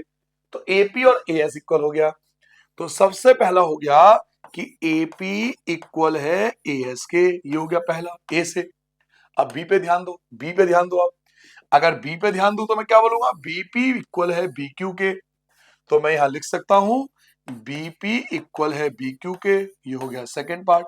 अब जरा सी पे ध्यान दो, देखो सी पे ध्यान दो, देखो सी पे ध्यान दो, ये डायग्राम देखो, सी पे ध्यान दो। तो सी आर इक्वल है सी क्यू के, सी आर इक्वल है सी क्यू के, तो सी आर इक्वल हो गया सी क्यू के, ये हो गया तीसरा पार्ट। अब फोर्थ पार्ट पे ध्यान दो, डी आर इक्वल होगा डीएस के, डी आर इक्वल होगा डीएस के, तो डी आर इक्वल हो गया डीएस के, ये हो गया फोर्थ पार्ट। 4 पार्ट हो गए। अब चारों को ऐड कर दो, यहां लिखोगे by adding, by adding. Sir किसको ऐड कर रहे हो? 1 को, 2 को, 3 को, 4 को, चारों को आप ऐड कर रहे हो। सर हमें कैसे पता लगा कि ऐड ही करना है ना? ये भी तो हो सकता है एज ए स्टूडेंट। भाई आप पूछोगे आपको कैसे पता लगा कि प्लस ही करना है? भाई मुझे कुछ नहीं पता लगा, मुझे ये देखो, ये इससे पता लग रहा है। क्या लिखा हुआ यहाँ? प्लस। तो प्लस तो तभी आएगा ना जब ऐड करूंगा। तो ये क्वेश्चन मुझे सब कुछ बता रहा है कि प्लस करना, माइनस करना, मल्टीप्लाई करना, डिवाइड करना है। अपना दिमाग क्यों चलाऊं मैं? जब क्वेश्चन में लिखा हुआ प्लस तो मैं चारों को ऐड कर दूंगा। अब मैं इन चारों को ऐड करूंगा। कैसे ऐड करते हैं? लेफ्ट वाला लेफ्ट की तरफ, यानी ये सब एक तरफ प्लस होंगे, ये सब एक तरफ प्लस होंगे। तो एपी प्लस का बीपी प्लस का सीआर प्लस का डीआर, जो लेफ्ट वाला है, ये सभी जो लेफ्ट में है वो एक तरफ आपके प्लस होंगे। इक्वल टू राइट वाला प्लस करो, राइट में कौन कौन है? तो ये सब है, ए एस प्लस का बी क्यू प्लस का सी क्यू और प्लस का डीएस, चारों को प्लस कर दिया। अब जरा डायग्राम को गौर से देखो, आप एक बार डायग्राम को देखो, आपका 100% आंसर समझ में आ जाएगा। अगर मैं इन दोनों को ऐड कर दूं, एपी और बीपी को ऐड कर दूं, देखो एपी ये रहा और बीपी ये रहा। अगर मैं एपी और बीपी को ऐड करता हूं तो टोटल लाइन, पूरी लाइन आ गई ना, और पूरी लाइन का नाम क्या बन गया? A B. तो इन दोनों को जगह मैं लिख सकता हूं ए बी। ऐसे ही सी आर और डी आर को ऐड करके देखो, सी आर और डी आर, देखो सी आर ये आधा, ये रहा आधा सी आर, और dr आधा, तो आधा ये वाला और आधा ये वाला अगर जोड़ दूं तो टोटल आ जाएगी लाइन, और टोटल लाइन का नाम लिख सकता हूं मैं CD। ऐसे ही AS और DS को जोड़ के देखो, एक AS है और एक DS है। देखो AS ये रहा आधा, आधा ये रहा AS और आधा ये रहा DS, तो आधा AS और आधा DS अगर दोनों मिलते तो टोटल मिला के क्या बन गया, टोटल लाइन बन गई। टोटल लाइन का नाम क्या है, AD।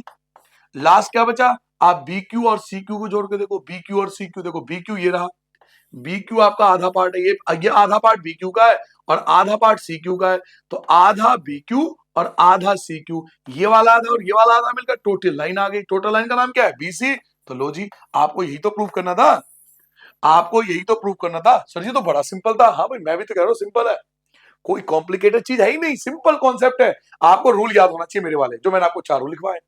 आ गया जी आंसर, ठीक है। जल्दी से नोट डाउन करो, अगला क्वेश्चन करते हैं इसके बाद। क्वेश्चन नंबर 9 बहुत इंपॉर्टेंट है।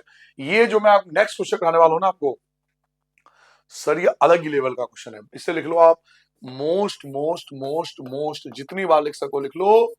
बहुत रिपीटेड क्वेश्चन है, बहुत ज्यादा रिपीटेड क्वेश्चन है, बहुत ही ज्यादा पेपर में आता है। डायग्राम आपको दिया हुआ है और इसमें आपको प्रूफ करना है कि भाई AOB जो है वो 90 डिग्री होना चाहिए। AOB 90 डिग्री होना चाहिए। ये रहा A, ये रहा O और ये रहा B, ये आपका 90 डिग्री आना चाहिए। ये वाला एंगल 90 डिग्री आपको प्रूफ करना है। ये जो AOB मैंने आपको बताया, ये 90 डिग्री आना चाहिए। ये वाला एंगल, लो मैं इसको थोड़ा और अच्छे से हाईलाइट कर देता हूं, ये वाला एंगल आपका 90 डिग्री आना चाहिए, ये आपको प्रूफ करना है। तो आपको यहाँ पे एक छोटा सा कंस्ट्रक्शन करना है। क्या कंस्ट्रक्शन करना है कि O को C से मिलाना है, O को C से मिलाना है, बस ये कंस्ट्रक्शन कर लेना। O को C से मिला देना, इस एंगल का नाम रख देना 1, इस एंगल का नाम रख लेना 2, इस एंगल का नाम रख लेना 3 और इस वाले एंगल का नाम रख लेना 4। ये इतना काम पहले कर लो आप, 1 2 3 4 ये कर लो पहले, ये कंस्ट्रक्शन के तौर पर हम कर रहे हैं, इसका यूज हम करेंगे। सबसे पहले सर, सबसे पहले गिवन लिखते हैं, तो गिवन लिखूंगा। गिवन क्या है कि एक्स वाई और एक्स डैश वाई डैश दो पैरेलल टेंजेंट लाइन है, तो यही लिखूंगा मैं भी, एक्स वाई पैरेलल है एक्स डैश वाई डैश और ये दोनों ही टेंजेंट लाइन है, ये दोनों ही टेंजेंट लाइंस है। ये हमें क्वेश्चन में दिया हुआ है। एक लाइन छोड़ के लिखेंगे टू प्रूफ। टू प्रूफ क्या करना है, टू प्रूफ करना है कि AOB 90 है। हमें टू प्रूफ क्या करना है, हमें प्रूफ करना है कि AOB जो है वो 90 है और AOB का हमने एक नाम भी रखा है। देखो AOB में एंगल 2 और एंगल 3 आ रहा है, AOB का नाम हमने रखा एंगल 2 और एंगल 3, यानी मैं चाहूं तो ये भी लिख सकता हूं ब्रैकेट में कि मुझे एंगल 2 प्लस एंगल 3 90 लाना है। कहने का मतलब, कोई ये लिखेगा तो भी सही है, कोई ये लिखेगा तो भी सही है, कोई दोनों लिखेगा तो भी सही है, क्योंकि AOB का नाम रख दिया ना, जो AOB था उसका नाम रख दिया मैंने, 2 और 3 उसके दो पार्ट हैं, तो AOB 90 प्रूफ करने का मतलब है कि 2 और 3 90 प्रूफ करना है, ये मतलब है। अब हमने कंस्ट्रक्शन करी है छोटी सी, हमने एक कंस्ट्रक्शन करी है। हमने क्या कंस्ट्रक्शन करी है, हमने O को C से ज्वाइन किया है, तो लिखेंगे ज्वाइन OC, हमने OC को ज्वाइन कर दिया। क्लियर यहां तक। सबसे पहले गिवन, गिवन क्या है, तो दो पैरेलल टेंजेंट लाइन, एक का नाम XY है, एक का नाम X डैश Y डैश है, दो पैरेलल टेंजेंट लाइन है। प्रूफ क्या करना है कि AOB 90 है, क्वेश्चन में दिया हुआ है, और कंस्ट्रक्शन क्या करनी है कि O को C से ज्वाइन कर दिया। ठीक है सर, ये हमें प्रूफ करना है 90 डिग्री।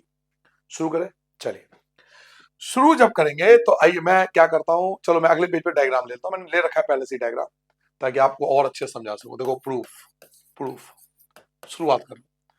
शुरुआत जब करेंगे तो पहले मैं दो ट्रायंगल लूंगा, ठीक है। जो सब देखो इसके कई मेथड है मेरे पास, मैं जो सबसे आसान मेथड हो सकता है दुनिया का वो आपको समझाता हूं। दो ट्रायंगल लेंगे, एक का ना, एक लूंगा POA, ध्यान से देखना, एक लूंगा मैं POA, ये वाला ट्रायंगल POA, ये वाला ऊपर वाला, ठीक है। ये मैंने कंस्ट्रक्शन करी थी, अभी जोड़ा था ना O को C से। और दूसरा ट्रायंगल जो लूंगा वो नीचे लूंगा, एक मैंने लिया POA और एक मैं लूंगा COA, दूसरा ट्रायंगल ये वाला ट्रायंगल COA, ठीक है। एक काम करता हूं, एक को हाईलाइट भी कर देता हूं, बहुत अच्छे से आपको समझाना चाहता हूं मैं, इतना अच्छे से बिल्कुल दिमाग में बैठ जाए। लो जी, बिल्कुल हाईलाइट करता हूं। एक ये येलो कलर का ले लिया जो पूरा हाईलाइट है, एक को ऐसे खाली छोड़ देता हूं। अब आपको दो ट्रायंगल दिख रहे हैं, एक ऊपर वाला एक नीचे वाला, दो ट्रायंगल। पहले मैं इनको कॉन्ग्रुएंट प्रूफ करूंगा। सर कॉन्ग्रुएंट प्रूफ करने से क्या होगा, कॉन्ग्रुएंट प्रूफ करने से दुनिया का सबसे आसान मेथड बन जाएगा, वो सबसे हार्ड है इस समय इस चैप्टर के लिए, वो सबसे आसान बन जाएगा। तो इन दोनों को पहले कॉन्ग्रुएंट प्रूफ करूंगा, एक येलो वाला और एक उसके नीचे वाले को।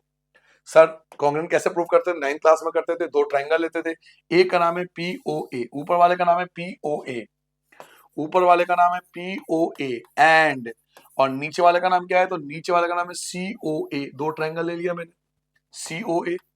अब इसमें तीन चीज क्या इक्वल है? देखो, ए एक एक्सटर्नल पॉइंट है, ए एक एक्सटर्नल पॉइंट है और उस पॉइंट से दो टेंजेंट खींची गई है, एक एक्सटर्नल पॉइंट से दो टेंजेंट खींची गई है, एक का नाम है AP, एक का नाम है AC, और हमने सीखा था कि एक्सटर्नल पॉइंट से आप जो टेंजेंट खींचते हो वो इक्वल होता है। अभी आपने पिछले क्वेश्चन में भी लगाया था, तो ए को ध्यान से देखो, ए से दो टेंजेंट खींची गई ना, एक का नाम AP और एक का नाम AC है, दोनों टेंजेंट है, टेंजेंट लाइन इक्वल होती है, हमने पिछले क्वेश्चन में अप्लाई करा है।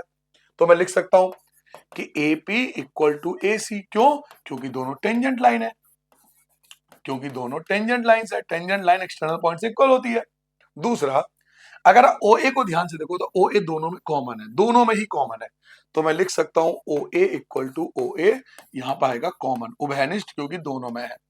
अब तीसरा देखो, रेडियस, OP क्या है? सर्कल का एक रेडियस है, OP क्या है? सर्कल का रेडियस है, और OC क्या है? तो ये भी सर्कल का रेडियस है, दोनों ही रेडियस है, OP भी रेडियस है, OC भी रेडियस है, तो मैं लिख सकता हूं OP इक्वल टू OC, क्योंकि दोनों ही सर्कल के रेडियस है।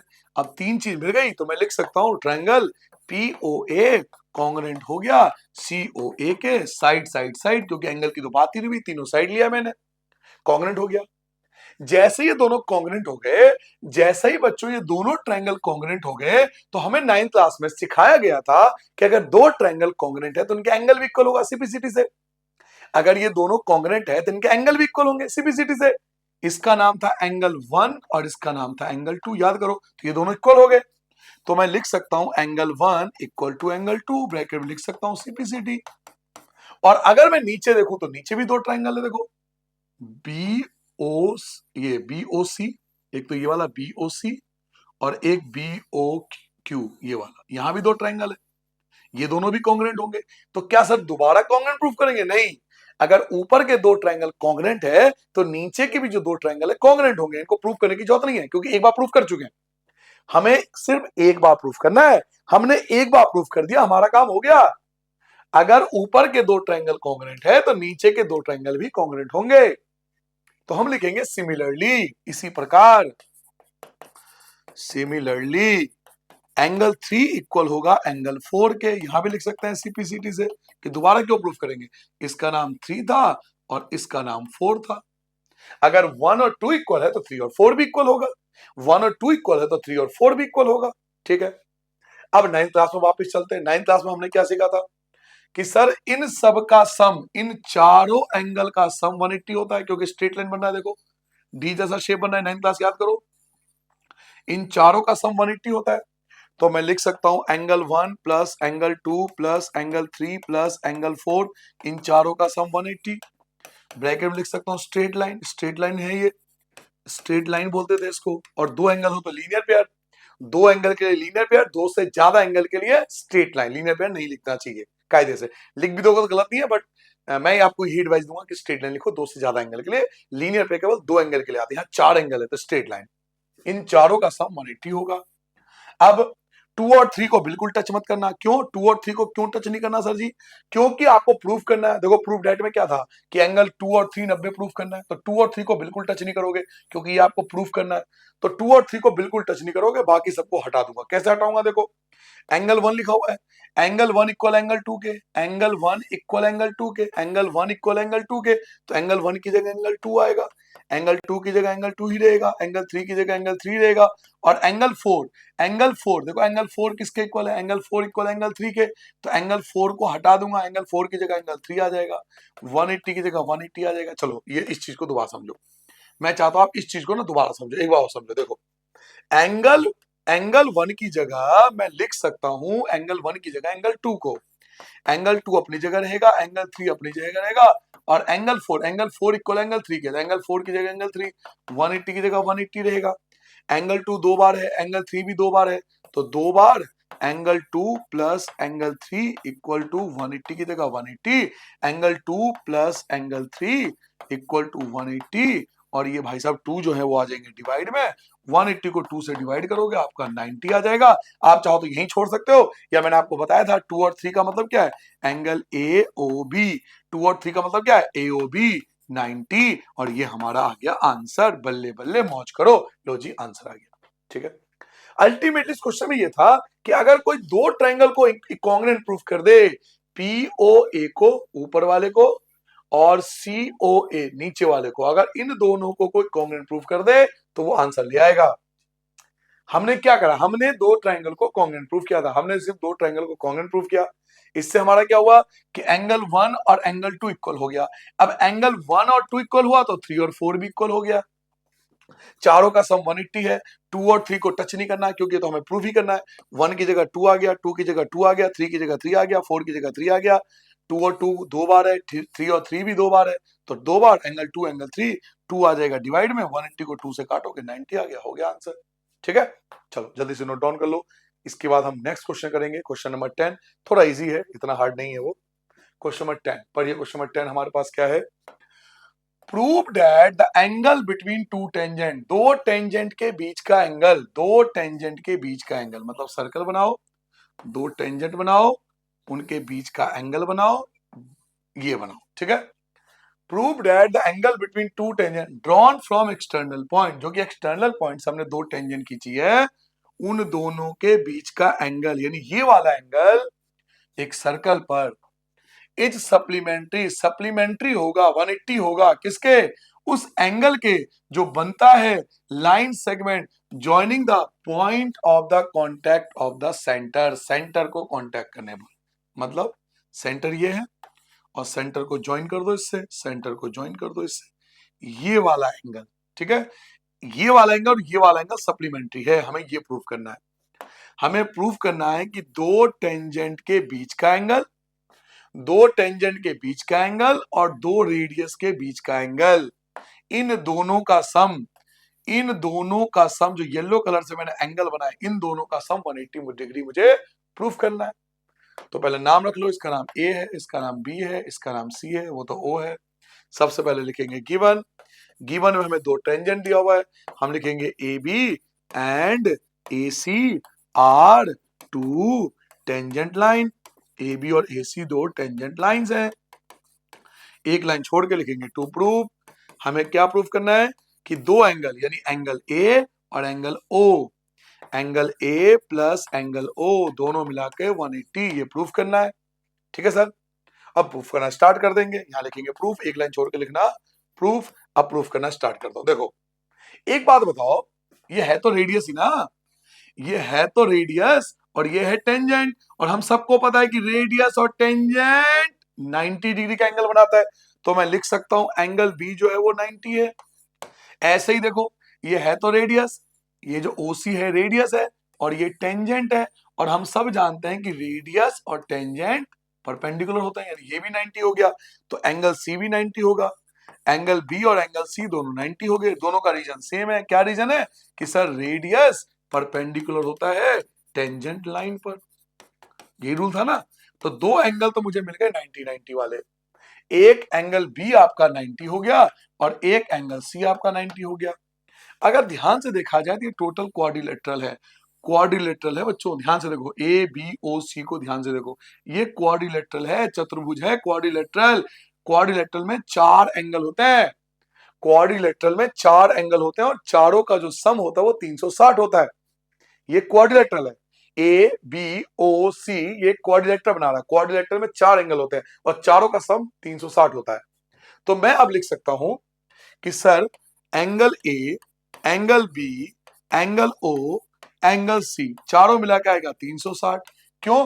क्योंकि एंगल सम प्रॉपर्टी यही कहती है, एंगल सम प्रॉपर्टी यही कहती है कि चार एंगल का सम जो होता है वो 360 होता है। जैसे तीन एंगल का सम 180 होता है, आपने पढ़ा होगा।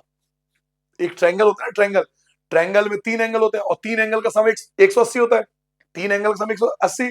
ऐसे ही चार एंगल का सम 360 होता है, इसको भी एंगल सम प्रॉपर्टी कहते हैं। ये चार एंगल के लिए अप्लाई होता है। चलिए अब मैं वैल्यू पुट करता हूं। सॉरी बच्चों, वैल्यू क्या है, ए हमें नहीं पता, ए की कोई वैल्यू नहीं है। देखो बी पता है, बी हमारे पास 90 है तो बी की जगह 90 लिख दो। ओ मुझे पता नहीं है, सी पता है, देखो सी पता है, सी कितना है, सी 90 है, 360 की जगह 360 ही आएगा as it is. Angle A की जगह एंगल ए आएगा, प्लस की जगह प्लस आएगा, 90 और 90 देखो 90 और 90 180 हो जाएगा। पहले एंगल ओ कोई भी लिख दो, देखो प्लस क्या है ना, कोई भी पहले लिख दो। एंगल ए की जगह एंगल ए, एंगल ओ की जगह एंगल ओ, 90 और 90 प्लस कर दोगे 180 हो जाएगा, 360 की जगह 360 अपनी जगह पर है। चलो अब एक काम करो, 180 को उधर ले जाओ, angle A plus angle O equal to 360 और प्लस का हो जाएगा 180 माइनस का, ये प्लस का माइनस हो गया, तो angle A plus angle O दोनों मिलके 180, यही प्रूफ करना था। लो जी आपका आंसर आ चुका है, मौज करो, आप आंसर निकाल चुके हो। ठीक है सर, समझिए। एक बात बताओ, अगर मैं इस डायग्राम को देखूं, अगर मैं इस डायग्राम को देखूं तो एंगल बी क्लियरली पता है 90 है क्योंकि रेडियस टेंजेंट परपेंडिकुलर होता है।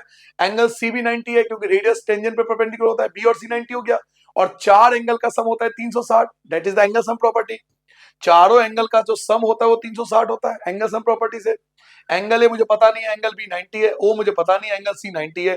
90 और 90 दोनों को ऐड करोगे तो 180 हो जाएगा, प्लस का 180 आगे माइनस हो गया, 360 में से 180 घटाओगे तो 180। लो जी answer, simple question simple answer. ठीक है, चलिए अब बढ़ते हैं अपने नेक्स्ट क्वेश्चन की तरफ। अब आते हैं क्वेश्चन नंबर 11। ये क्वेश्चन बिल्कुल क्वेश्चन नंबर 8 की तरह है। अगर आपको क्वेश्चन नंबर 8 आता है ना, अगर आपको क्वेश्चन नंबर 8 आता है, मतलब ये वाला था ना 9 ये 8, ये रहा 8। अगर आपने क्वेश्चन नंबर 8 को समझा है तो आप क्वेश्चन नंबर 11 में बिल्कुल आपको दिक्कत नहीं आएगी, बिल्कुल सेम यही आंसर आने वाला है। यहां तक तो इवन आंसर भी सेम होगा, मैं यहां से यहां तक देखना आंसर भी सेम करूंगा। ठीक है, मैं आपको दिखा देता हूं। क्वेश्चन नंबर 11 पे आते हैं। क्वेश्चन नंबर 11 पढ़िए। क्वेश्चन नंबर 11 क्या है? प्रूव दैट, प्रूव करो, प्रूव कर लो कि पैरेललोग्राम एक पैरेललोग्राम है जो कि सर्कमस्क्राइबिंग करता है एक सर्कल को। तो सर्कल के चारों ओर आपको एक पैरेललोग्राम बनाना है, एक आपको सर्कल बनाना है, लो जी बना दिया। उसके चारों एक पैरेललोग्राम बनाना है आपको, कुछ ऐसा टच करके निकालना कि चारों तरफ से टच हो जाए।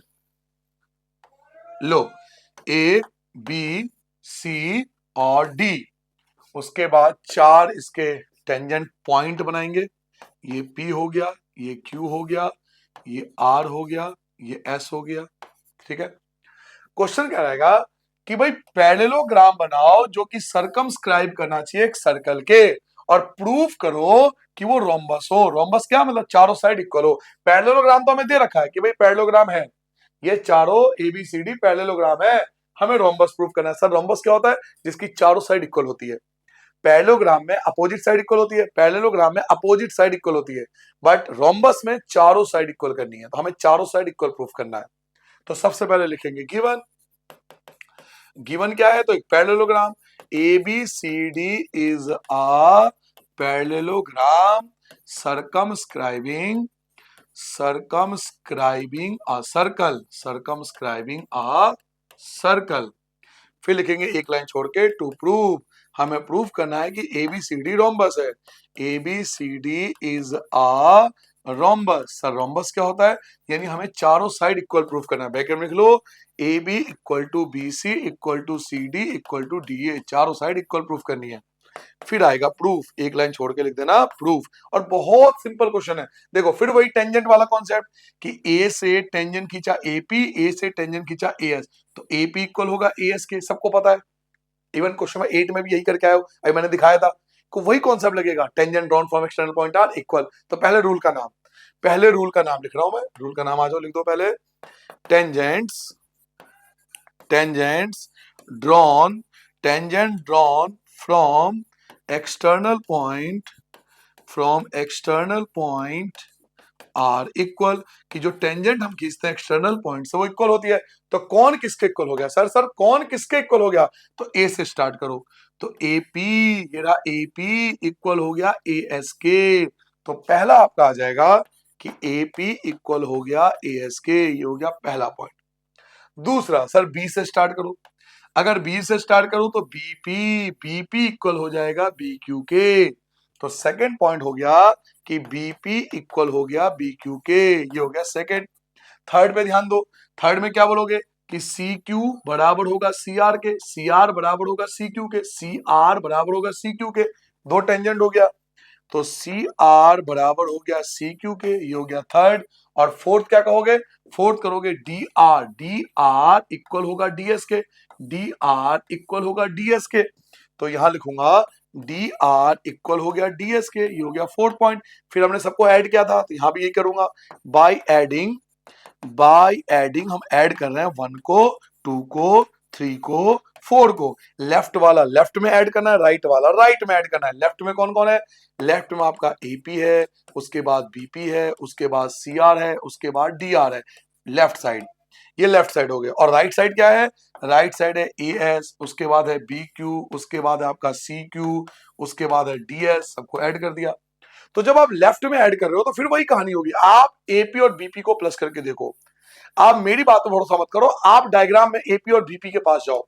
आप एपी और बीपी के पास जब जाओगे तो एपी तो ये है और बीपी ये है। भाई जब एपी और बीपी को जोड़ोगे तो टोटल एबी नहीं बन जाएगा? तो इसका आंसर आएगा ए बी, इसका आंसर आएगा ए बी। ऐसे ही आप सी आर और डी आर को प्लस करो। आप सी आर और डी आर को प्लस करके देखो, जाओ सी आर और डी आर के पास जाओ। जब आप सी आर और डी आर के पास जाओगे, जब आप सी आर, ये रहा सी आर और डी आर, जब दोनों का ऐड करोगे, सी आर में डी आर ऐड करोगे तो टोटल लेंथ आ जाएगी सी डी की। तो मैं अब इसकी जगह लिख सकता हूं सी डी। अब आप ए एस और डी एस के पास जाओ, एक ए एस और एक डी एस के पास जाओ। ए एस और डी एस के पास जाओ। ए एस देखो, ए एस ये रहा आधा और डी एस ये रहा आधा, दोनों को ऐड करूंगा तो टोटल लंबाई आ रही है ए डी। तो टोटल आ गया ए डी। और लास्ट जब आप BQ और CQ को ऐड करोगे, लास्ट BQ और CQ को जब ऐड करोगे, जाओ BQ और CQ के पास जाओ। जब आप BQ ये देखो, BQ ये रहा, BQ ये रहा और CQ ये रहा। तो जब BQ और CQ को ऐड करोगे तो टोटल आ गया BC। यहां तक सर हमने तो यहां तक पहले भी कर लिया। इवन क्वेश्चन नंबर 8 जो था वो यही था आंसर। क्वेश्चन नंबर 8 का आंसर भी यही था। जो क्वेश्चन नंबर 8 हमने प्रूव किया था, यहीं तक प्रूव किया था। बट यहां पर हमें रोम्बस प्रूफ करना है। तो इसके बाद की कहानी अब शुरू होती है। एक बात बताओ, हमें क्वेश्चन में गिवन है कि एबीसीडी एक पैरेललोग्राम है। हमें क्वेश्चन में यही तो गिवन है कि सर एबीसीडी जो है वो एक पैरेललोग्राम है। पैरेललोग्राम कौन होता है? जिसकी अपोजिट साइड इक्वल होती है। यानी एबी वाली लाइन और सीडी वाली लाइन इक्वल है। पैरेललोग्राम गिवन है।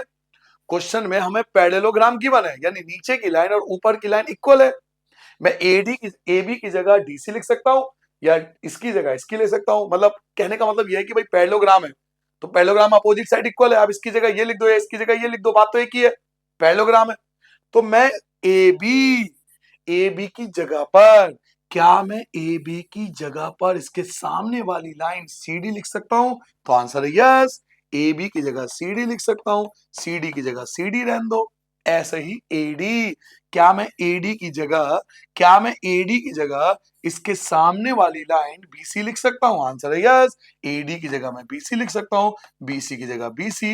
रीजन दोगे, ब्रैकेट में लिखोगे ABCD is a parallelogram. ABCD parallelogram है तो मैं AB की जगह CD लिख सकता हूं, AD की जगह BC लिख सकता हूं। अब जब मैंने ऐड करा तो CD में CD जोड़ोगे तो 2CD आएगा, BC में BC ऐड करोगे 2BC आएगा, 2 से आपका 2 cancel, CD equal to BC। तो सर अभी पैरेललोग्राम कहां प्रूव हो गया? सॉरी, रोम्बस कहां प्रूव हो गया? प्रूव हो गया।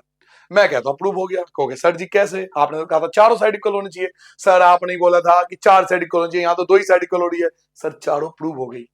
आप कहोगे सर जी कैसे? यहाँ तो 2 ही हुई है। देखो चारों कैसे प्रूव हुई। आपने अभी अभी ये प्रूव करा कि ए बी बराबर है सी डी बराबर है बीसी के। आप क्या कह रहे हो कि सी डी ये वाली लाइन, सी डी ये वाली लाइन और बीसी ये वाली लाइन, आप कह रहे हो दोनों इक्वल है। यही तो कह रहे हो, आपने यही प्रूफ किया ना। आपने प्रूफ किया कि ये वाली लाइन और ये वाली लाइन इक्वल है। आपने ये प्रूफ किया, आपने 2 प्रूफ कर दिया। एक बात बताओ, पैरेललोग्राम है तो ये अपने सामने वाले के इक्वल हो जाएगा और ये अपने सामने वाले के इक्वल हो जाएगा, क्योंकि पैरेललोग्राम है तो चारों इक्वल हो गए। ये और ये आपने प्रूफ किया है, ये अपने सामने वाले के इक्वल हो जाएगा, ये अपने सामने वाले के इक्वल हो जाएगा, तो चारों इक्वल हो गए। तो लिखूंगा hence, hence A B equal to B C equal to C D equal to D A. और चारों अगर इक्वल प्रूफ है तो डेट इज अ रोम्बस। ये रोम्बस की पहचान होती है कि उसकी चारों साइड इक्वल होती है। ठीक है, तो मतलब ये है कि यहां तक तो आपने करा ही था, यहां तक तो आपने क्वेश्चन नंबर 8 में भी किया था। बस ये 2 लाइन आपको एक्स्ट्रा ऐड करना पड़ गया, रोम्बस प्रूफ हो गया। ठीक है, क्वेश्चन नंबर 8 का मतलब ये समझो कि एक्सटेंडेड वर्जन है। क्वेश्चन नंबर 8 में थोड़ा सा एक्स्ट्रा ऐड कर दोगे तो क्वेश्चन नंबर 11 बन जाएगा। अब आते हैं क्वेश्चन नंबर 12 पे। सर क्वेश्चन नंबर 12 जो है ना, क्या ही बताऊं मैं आपको, इसके 5 स्टेप है। जी हाँ, और ये मत समझना ये 1 2 नंबर 3 नंबर में आएगा, नहीं, ये 5 नंबर का क्वेश्चन है और इसके 5 ही स्टेप है। इसके स्टेप भी 5 है। 5 ही नंबर में आता है और 5 स्टेप है, तो 1 थोड़ा लेंथी है, थोड़ा संभाल लेना, ठीक है। जो भी है करना तो पड़ेगा ना। चलिए स्टार्ट करते हैं। थोड़ा आपको हिम्मत करनी पड़ेगी इस क्वेश्चन में, इस क्वेश्चन में थोड़ी आपको हिम्मत करनी पड़ेगी, क्योंकि देखो 5 नंबर का क्वेश्चन है और 5 स्टेप है, तो थोड़ा है ना, प्लीज थोड़ा। चलिए 5 स्टेप बताता हूं, पहले वो क्या कह रहा है समझाता हूं आपको। कहता है भाई ट्रायंगल है जो कि सर्कल के चारों तरफ एक सर्कमस्क्राइबिंग है, एक ट्रायंगल एबीसी है जो सर्कमस्क्राइब है एक सर्कल का, जिसका रेडियस 4 सेंटीमीटर है, रेडियस ये हो गया 4 सेंटीमीटर। उसके बाद बी डी दिया हुआ है, डी सी दिया हुआ है, ये कहानी सुना दिया आपको, ये लेंथ दे दी 8 सेंटीमीटर, यहाँ लिखा हुआ भी देखो 8 सेंटीमीटर ये रहा। उसके बाद 6 सेंटीमीटर यहाँ लिखा हुआ है, और उसके बाद पूछ रहा है find the side A B और ए सी। आपको ए बी और ए सी, ए बी मतलब ये वाली लाइन, ए बी मतलब ये वाली लाइन, और ए सी मतलब ये वाली लाइन, ठीक है, ये आपको निकालना है। तो शुरुआत करते हैं, देखो शुरुआत कहां से होगी, शुरुआत होगी टेंजेंट लाइन से। इस बच्चों इसके 5 स्टेप हैं, इसके 5 स्टेप हैं, ये चीज याद कर लो, इस क्वेश्चन के 5 स्टेप हैं। तो मैं 5 स्टेप 1 बाय 1 समझाता हूं। सबसे पहले स्टार्ट करेंगे टेंजेंट से। आप सबको पता है टेंजेंट लाइन इक्वल होती है, तो सी डी बराबर होगा, जो भी यहाँ पे नाम लिख दो, पी लिख दो, यहाँ नाम क्यू लिख दो, है ना, क्यू, यहाँ पी ले लो, यहाँ क्यू ले लो, तो सी डी बराबर होगा सीपी के। पहला स्टेप, पहला स्टेप, पहले स्टेप में लिखेंगे कि tangents drawn from external point are equal, tangent drawn from external point are equal, ठीक है। अब सी से शुरुआत करो, तो सी डी बराबर होगा सीपी के। अगर ये आपका 6 सेंटीमीटर तो ये भी 6 सेंटीमीटर हो गया, दोनों ही 6 सेंटीमीटर हो गया। उसके बाद बी से स्टार्ट करो, देखो बी डी बराबर होगा बी क्यू के, बी डी बराबर होगा बी क्यू के, और अगर ये 8 सेंटीमीटर तो ये भी 8 सेंटीमीटर होगा, ये भी 8 सेंटीमीटर होगा।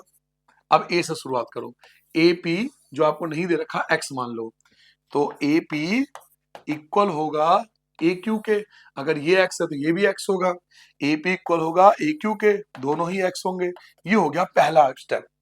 आपने पहला स्टेप कर दिया, क्या स्टेप करा कि अगर ये 6 है तो ये भी 6 होगा, ये 8 है तो ये भी 8 होगा, ये एक्स है तो ये भी एक्स होगा। पहला स्टेप हो गया, पहला स्टेप क्लियर है, देखो पहला स्टेप ये रहा। अब आते हैं बच्चों दूसरे स्टेप पे। दूसरा स्टेप क्या था सर?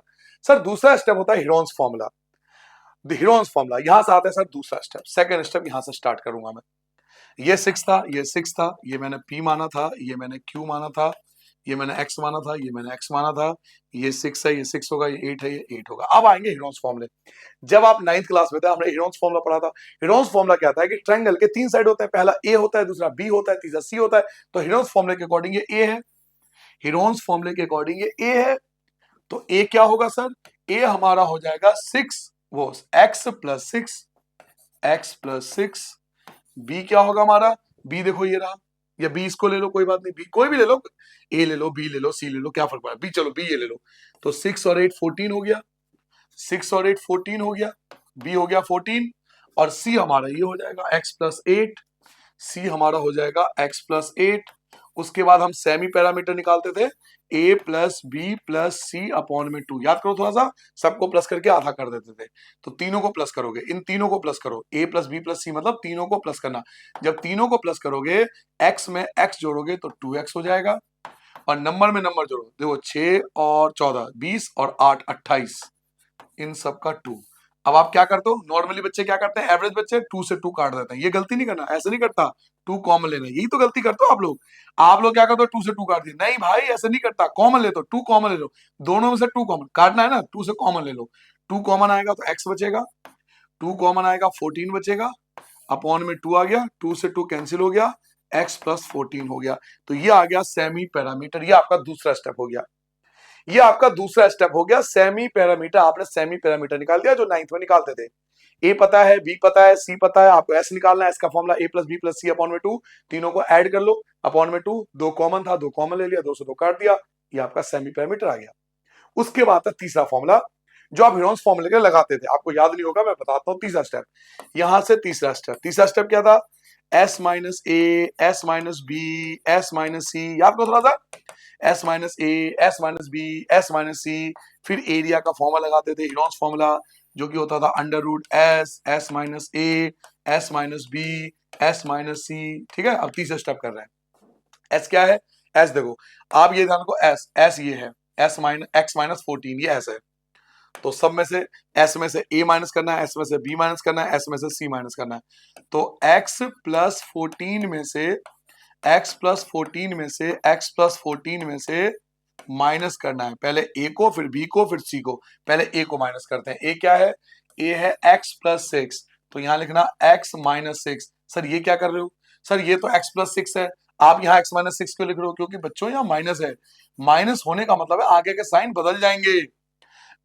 अब इसमें से b को माइनस करो, b क्या है? b आपका 14 है, तो b आपका 14 सिंपल। अब इसमें से आपको c माइनस करना है, c को माइनस करना है, c क्या है? c है x प्लस 8, लेकिन यहाँ माइनस है तो आपको x माइनस 8 लिखना पड़ेगा। चलो माइनस करते हैं, तीनों को माइनस करते हैं। यहाँ आप देखोगे x से x कट गया, 14 में से 6 घटाओगे तो 8 आ जाएगा, यहाँ 14 से 14 कट जाएगा, x बचेगा। यहाँ आप x से x कैंसिल कर दोगे, 14 में से 8 घटाओगे 6 आ जाएगा। अब चलो एरिया निकालते हैं। अंडर रूट एस क्या है हमारे पास? एस हमारे पास ये रहा, एस हम निकाल चुके हैं पहले। क्या? एस की जगह एक्स प्लस 14, एस माइनस ए क्या है? एस माइनस ए ये रहा, देखो 8। एस माइनस बी क्या है? एस माइनस बी ये रहा एक्स। सर एस माइनस सी क्या है? एस माइनस 6 है। ये हो गया आपका तीसरा स्टेप यहाँ पे कंप्लीट। इससे ज्यादा सॉल्व नहीं कर सकते आप इस क्वेश्चन को इससे ज्यादा सॉल्व नहीं कर सकते, मतलब इस स्टेप को इससे ज्यादा नहीं कर सकते। ये स्टेप इससे ज्यादा क्यों नहीं आएगा? क्योंकि ये सॉल्व भी नहीं हो सकेगा, एक्स के फॉर्म में कहां सॉल्व करोगे? स्क्वायर ही नहीं किसी का, यहीं छोड़ दो। तो अब तक आपके 3 स्टेप हो गए, 3 स्टेप हो गया। अब जो मैं स्टेप बता रहा हूं वो थोड़ा हार्ड है। देखो अब तक 3 स्टेप मैंने क्या क्या समझाया, ये बहुत आसान है। ये था कि ये 6 है तो ये भी 6 होगा, ये 8 है तो ये भी 8 होगा, और ये x है तो ये भी x होगा। ये पहला स्टेप था, स्टेप याद कर लो। दूसरा स्टेप क्या था कि ये a होता है, ये b होता है और ये c होता है, तो a b c, फिर हम सेमी पैरामीटर निकालते थे, तीनों को प्लस करके आधा, तो ये आ गया। उसके बाद हीरोन्स फॉर्मूले के according s minus A, s minus B, s minus C, ये आ गया। एरिया का फॉर्मूला लगा दिया, वैल्यू पुट कर लिया। 3 स्टेप हो गया। अब आते हैं फोर्थ स्टेप पे। फोर्थ और फिफ्थ थोड़ा सा कॉम्प्लिकेटेड आपको लगने वाला है। देखो फोर्थ और फिफ्थ स्टेप क्या कहता है हमसे। अगर मैं इस डायग्राम को देखूं, फोर्थ स्टेप देखो, फोर्थ स्टेप क्या कहता है कि भाई अगर मैं O से मिला दूं और इसको भी B से मिला दूं तो ये राइट ट्रायंगल बन गया, क्योंकि ये परपेंडिकुलर होता है, रेडियस है, ये रेडियस है और ये टेंजेंट है, तो ये परपेंडिकुलर होगा ये वाला एंगल, तो ये राइट ट्रायंगल बन गया। ये जो ट्रायंगल बन गया है राइट ट्रायंगल बन गया। ये देखो ये वाला ट्रायंगल एक राइट ट्रायंगल कहलाएगा। ये पूरा ट्रायंगल जो येलो कलर से हाईलाइट करा है ये एक राइट ट्रायंगल बन गया पूरा, ठीक है। तो जब मैं एरिया निकालने बैठूंगा, किसका एरिया? COB का एरिया, नीचे वाले ट्रायंगल का, COB का, तो यहाँ राइट ट्रायंगल का फॉर्मा लगेगा 1/2 बेस इंटू हाइट। 1/2 बेस होती है नीचे वाली लाइन, यानी ये बेस है, यानी कि 14 हमारा बेस है, और ये होती है हाइट। हाइट हमें दिया हुआ है रेडियस 4, रेडियस दे रखा है 4। 2 को 14 से काटूंगा 7, 7 4 जा 28 सेंटीमीटर स्क्वायर। ये हो गया पहला एरिया।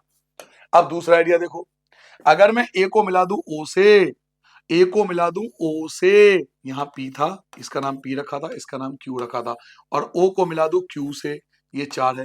ध्यान से देखो बच्चों, ये भी एक राइट ट्रायंगल बन गया। देखो चलो मैं दूसरा कलर ले लेता हूँ, दूसरा कलर। अब आप देखो, सिर्फ जहां मैं पेन फेरूंगा ना वहां पे देखना, ए ओ बी को ध्यान से देखो। मैं कहूंगा ए ओ बी को ध्यान से देखो, ये भी तो एक राइट ट्रायंगल है।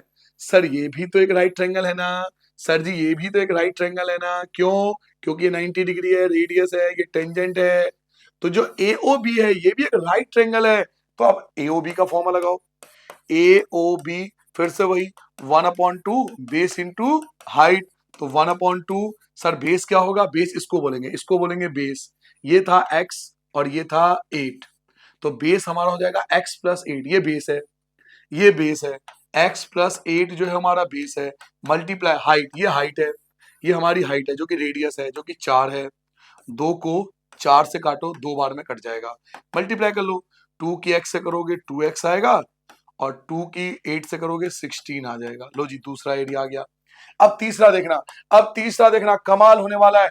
AOC, AOC भाई, AOC, AOC को ध्यान से देखो, AOC भी राइट ट्रायंगल बनने वाला है, क्योंकि जब आप इसको ज्वाइन कर दोगे तो ये परपेंडिकुलर हो जाएगा, तो AOC भी राइट ट्रायंगल है।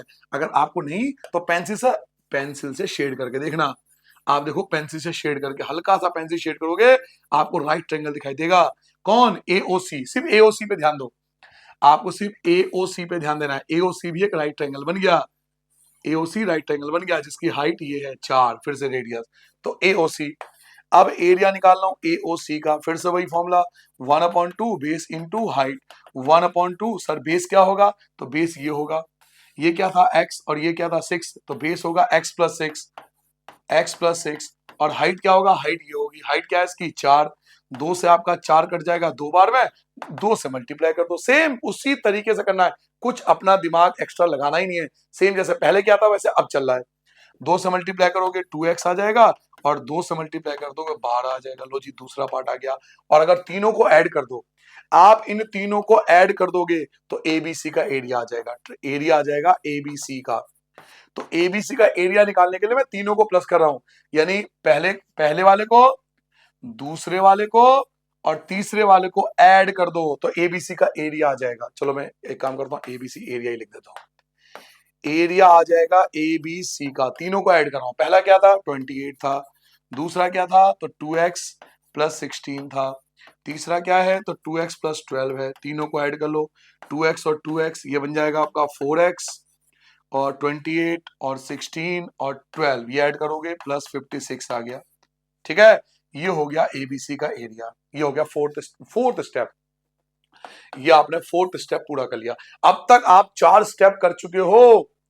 अब आएगा आपका 5वां स्टेप, लास्ट स्टेप, अंतिम स्टेप। यही बच्चे मोस्टली गिव अप कर देते हैं बच्चों, मोस्टली बच्चे यही गिव अप कर देते हैं कि यार इतने स्टेप हैं क्या करूं मैं। भाई कोई बात नहीं, 5 नंबर का भी तो आता है, टेंशन मत लो, 2 बार प्रैक्टिस कर लेना भाई, कोई दिक्कत नहीं है। एक बात बताओ, ये भी तो एरिया था एबीसी का, ये जो आपने निकाला ये एबीसी का एरिया था, और ये जो आपने निकाला ये भी एबीसी का एरिया है, दोनों एबीसी का एरिया है, दोनों एक ही चीज का एरिया है, तो दोनों को आमने सामने रखूंगा मैं, दोनों को आमने सामने रखूंगा। देखो 4x, ये हो गया 5वां step, last step. 4x plus 56 को इक्वल में रख दूंगा किसके? जो ये वाला एरिया था, ये भी एरिया उसी का है, सेम चीज का एरिया है। ये अंडर रूट में x प्लस 14, और अगला क्या था? शायद 8 था, अगला x था, और अगला 6 था। ठीक है, चलो इसमें देखो 4 कॉमन है, दोनों में से 4 कॉमन ले लो, तो ये बचेगा x और ये बचेगा 14 इक्वल टू अंडर रूट, ये बचेगा x प्लस 14, यहाँ बचेगा 8, यहाँ बचेगा x, यहाँ बचेगा 6। स्क्वायरिंग बोथ साइड कर दो, अंडर रूट हटाने के लिए squaring both side, squaring both side करो। अंडर रूट हटाओगे ना, अंडर रूट हटाने के लिए क्या करेगा? स्क्वायरिंग बोथ साइड करना पड़ेगा, इधर स्क्वायर कर दो। तो जब आप स्क्वायर करोगे देखो 4 का स्क्वायर करोगे 16 हो जाएगा, इसका स्क्वायर करोगे 2 बार लिख लो, x प्लस 14 और x प्लस 14 2 बार लिख लो, क्योंकि आपने स्क्वायर कर दिया। स्क्वायरिंग बोथ साइड, दोनों तरफ स्क्वायर कर रहे हो, तो जब दोनों तरफ स्क्वायर करोगे 4 का स्क्वायर 16, इसका स्क्वायर करोगे इसको 2 बार लिख दो क्योंकि स्क्वायर किया है, और जब यहां स्क्वायर करोगे तो स्क्वायर से अंडर रूट कट गया, क्या बचा? x प्लस 14 बचा, 8 बचा, x बचा और 6 बचा। x प्लस 14 से x प्लस 14 एक बार कैंसिल हो गया, क्या बचा? 16 बचा, x प्लस 14 बचा, यहाँ क्या बचा? 8 6 8x, इन सब की मल्टीप्लाई करो, 8 की 6 से करोगे 8 6 48, 8 6 48x है ना, 16 से 48 भी कट जाएगा 3 बार में, तो यहाँ बचा x प्लस 14, यहाँ बचा आपका 3x, 14 की जगह 14, 3x की जगह 3x, प्लस का x हो जाएगा माइनस का x, 14 की जगह 14, 3x में से x घटाओगे 2x आएगा, 14 की जगह 14 आएगा, x की जगह x आएगा, 2 आ जाएगा आपके डिवाइड में, ये आपका 7 आ गया, यानी 7 आ गई x की वैल्यू, x की वैल्यू 7 आ गई। अब आ जाओ लास्ट बार, लास्ट स्टेप देखो, मतलब हो चुका है, बस हो गया। ये P था, ये Q था, ये X था, ये X था, ये 6 था, ये 8 था। आपसे पूछा गया था AB की लंबाई, ये पूछा था ना AB, तो AB को ध्यान से देखो, AB में 2 चीज आ रही है, क्या क्या आ रही है? X और 8। आप X निकाल चुके हो, X आपका 7 था, 7 में 8 जोड़ोगे 15 आ जाएगा। और आपसे पूछा जा रहा है AC, AC देखो ये रहा, AC में क्या क्या आ रहा है? देखो AC में क्या क्या आ रहा है? AC में आ रहा है X और 6, x प्लस 6, x आपका कितना है? 7, 7 में 6 ऐड करोगे 13 सेंटीमीटर। तो ये 2 आंसर आ गए। ये 5 स्टेप है बच्चों, बहुत ध्यान से करना है, बहुत अलग क्वेश्चन है। अब है तो ठीक है, इतना टेंशन लेना चाहिए एक बच्चे को कि बड़ा क्वेश्चन है छोटा क्वेश्चन है, ठीक है, सबके लिए सबके है, कर ही लेंगे। तो ये था क्वेश्चन, ठीक है, 5 स्टेप ध्यान से करना। अब आते हैं, चाहो तो दोबारा देख लेना, एक बार वीडियो को दोबारा रिवाइड करके देख लेना, 5 स्टेप एक बार फिर। 13 देखो, 13 इतना कॉम्प्लिकेटेड नहीं है, बिल्कुल 9 की तरह, जैसे 9 किया था ना, बिल्कुल उसी का मिलता जुलता स्वरूप है ये। क्वेश्चन नंबर 13, इसमें क्या है, डायग्राम नहीं है तो पहले डायग्राम बनाना पड़ेगा। Prove that opposite side of a quadrilateral, एक क्वाड्रिलेटरल बनाना है, उसका अपोजिट साइड लेना है जो कि सर्कमस्क्राइबिंग करता है एक सर्कल को। तो सर्कल के चारों ओर आपको एक क्वाड्रिलेटरल बनाना है, पहले कुछ ऐसा एक क्वाड्रिलेटरल बना देना। लो जी बना दिया मैंने, तो ए बी सी डी, उसके जो अपोजिट साइड है, अपोजिट साइड क्वाड्रिलेटरल का अपोजिट साइड मतलब एक ए बी ले लो और एक डी सी ले लो, ये हो गया अपोजिट साइड। अब पढ़ते आगे क्या कर रहा है, अपोजिट साइड ले लिया ना दोनों का, अपोजिट साइड क्वाड्रिलेटरल का सर्कमस्क्राइबिंग करता है सर्कल को और बनाता है सप्लीमेंट्री एंगल, 180 डिग्री का एंगल बनाता है। कहां, सेंटर पर सर्कल के, मान लो जो सेंटर है, तो वो आपको प्रूफ करना है कि अपोजिट ये वाला एंगल, ये वाला एंगल और ये वाला एंगल जो है ना, ये 180 बनाता है। ये वाला एंगल और ये वाला एंगल दोनों मिलकर सेंटर पर 180 बनाता है, सप्लीमेंट्री बनाता है। तो पहले डायग्राम बनाओ, ये डायग्राम बना लिया।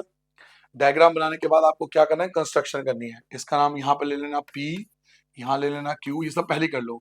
यहाँ ले लो R, यहाँ ले लो S। उसके बाद क्या करो, इस एंगल के दो पार्ट कर दो, इस एंगल के भी दो पार्ट कर दो, सबके दो दो पार्ट कर दो। इस वाले एंगल को भी दो पार्ट कर लो, इस वाले एंगल को भी दो पार्ट कर लो। अब इनके नाम रख लो, 1 2 3 4, इसका नाम 5, इसका नाम 6, इसका नाम 7, इसका नाम 8, टोटल 8 एंगल बनेंगे। ठीक है, पहले ये सब कर लो, पहले पहले ये सब कर लो। इसका नाम 1 रखो, इसका नाम 2 रखो, इसका नाम 3, इसका नाम 4, इसका नाम 5, इसका नाम 6, इसका नाम 7, इसका नाम 8, 8 एंगल हो गए। अब होगा वैसा ही जैसा हमने पहले कभी किया था। शुरू करूं मैं, चलो मैं प्रूफ डेट लिख लेता हूं पहले। टू प्रूव, हमें क्या प्रूफ करना है, हमें प्रूफ करना है कि ये वाला एंगल ए ओ बी, ये वाला angle, angle A O B plus उसके जो सामने वाला है सी ओ डी, सी ओ डी, इन दोनों का सम 180 आना चाहिए। हमने यहाँ पे बहुत सारी कंस्ट्रक्शन करी है। कंस्ट्रक्शन क्या करी है, हमने 4 लाइन को जोड़ा है, ध्यान से देखो। हमने ओपी को जोड़ा है, हमने ओ क्यू को जोड़ा है, हमने ओ आर को जोड़ा है, हमने ओ एस को जोड़ा है। तो हम लिखेंगे ज्वाइन, हमने ज्वाइन करा है ओपी को, ओ क्यू को, ओ आर को और ओ एस को, चारों को ज्वाइन करा है। अब प्रूफ, प्रूफ इतना हार्ड नहीं है जितना आप सोच रहे हो, उतना हार्ड कुछ नहीं है, बहुत सिंपल है। देखो एक बात बताऊं, अच्छा पहले लिख लो, मुझे जगह की जरूरत पड़ेगी, मैं इसको मिटाने वाला हूँ। मैं इन सबको मिटा दूंगा क्योंकि मुझे जगह चाहिए थोड़ी सी, इन सबको हटा दूंगा। डायग्राम यही है ना, यही सॉल्व कर दूंगा। ठीक है, पहले आप लिख लो। देखो जब आप क्वेश्चन नंबर 9 पे थे ना, क्वेश्चन नंबर 9 आपको याद दिलाता हूँ, चलो क्वेश्चन नंबर 9, क्वेश्चन नंबर 9 कहाँ चले गए भाई, हाँ ये देखो, बिल्कुल भाई साहब मैं यही कराने वाला हूँ। आपको विश्वास नहीं होगा, मैं बिल्कुल यही कराने वाला हूँ, इवन ये भी यही कराऊंगा भाई। ये मैं क्वेश्चन नंबर 9 जाके देख लो, जो यहाँ पे कराया ना मैंने, यही चीज मैं आपको क्वेश्चन नंबर 13 में सेम यही डिट्टो, ये छापने वालों आप। क्वेश्चन नंबर 9 आता है तो क्वेश्चन नंबर 13 आता है, ये मिटा दू, ये सब हटा दू, जगह चाहिए मुझे, ये सब हटा दू। अब चलो आपने लिख लिया होगा गिवन वगैरह, है ना। चलो अब आओ, देखो प्रूफ में आता है। सर प्रूफ में आ गया मैं। उसमें हमने क्या किया था कि हमने 2 ट्रायंगल लिए थे, एक हमने ये ट्रायंगल लिया था, याद करो, एक हमने ये वाला ट्रायंगल लिया था और एक हमने उसके नीचे वाला ट्रायंगल लिया था, ये वाला ट्रायंगल लिया था, एक हमने ये ट्रायंगल, 2 ट्रायंगल लिए था अगर आपको याद हो। ठीक है, 2 ट्रायंगल ले लिए मैंने, एक ऊपर वाला एक नीचे वाला, इनको कॉन्ग्रुएंट प्रूफ किया था, याद करो, यही किया था। अब भी भाई मैं यही करूंगा, कुछ अलग नहीं करूंगा, आप टेंशन ना लो, वही करने वाला जो क्वेश्चन 9 में किया था, प्रॉमिस, पक्का प्रॉमिस। अब देखो एक का नाम क्या है आर ओ सी, एक का नाम क्या है क्यू ओ सी, 2 ट्रायंगल ले लिए, एक का नाम है आर ओ सी, एक का नाम है क्यू ओ सी। अब मैं इनको कॉन्ग्रुएंट प्रूफ करूंगा। मैंने क्या किया था, याद करो, मैंने लिखा था सी आर बराबर है सी क्यू के, सी आर बराबर है सी क्यू के, क्योंकि दोनों ही टेंजेंट लाइन है, टेंजेंट लाइन इक्वल होती है। अगर आपको याद हो, फिर मैंने लिखा था ये दोनों कॉमन है, ये जो कॉमन है ओ सी, ओ सी इक्वल है ओ सी के, क्योंकि दोनों में ये कॉमन है। याद करो, थोड़ा थोड़ा जल्दी जल्दी याद आ जाएगा। उसके बाद इसका रेडियस ओ आर, इसका radius O Q, radius equal होते हैं, तो O R equal to O Q, क्योंकि दोनों ही सर्कल के रेडियस है। अब हो गया congruent, R O C congruent हो गया क्यू ओ सी के, साइड साइड साइड से। फिर मैंने कहा था कि बच्चों एंगल 1 और एंगल 2 इक्वल हो गया, मैंने लिखा था एंगल 1 एंगल 2 के इक्वल हो गया सीपीसीटी से। फिर मैंने यहां लिखा था सिमिलरली, थोड़ा बहुत याद करो, फिर मैंने लिखा था सिमिलरली, सिमिलरली, लर्ली लर्ली लर्ली, सिमिलरली, एंगल 3 इक्वल एंगल 4 लिखा था ना मैंने। बट रुको जरा, सबर करो, अभी हमने यहां तक किया था 9 में कि 3 इक्वल है 4 के। भाई इसमें क्या ट्विस्ट है कि इसमें 5 इक्वल होगा 6 के, 7 इक्वल होगा 8 के, क्योंकि यहां भी तो दो ट्रायंगल है। देखो एक ट्रायंगल ये रहा, एक ट्रायंगल ये रहा, तो 5 इक्वल होगा 6 के, 7 इक्वल होगा 8 के, उसमें 4 ही एंगल थे, इसमें 8 एंगल है। तो जैसे 3 इक्वल है 4 के, ऐसे ही 5 इक्वल होगा 6 के, 7 इक्वल होगा 8 के। अब देखो हमने क्या किया था, वहां क्या किया था, हमने चारों को प्लस किया था, 1 2 3 4, चारों को प्लस किया था, 1 2 3 4, 1 2 3 4, याद करो।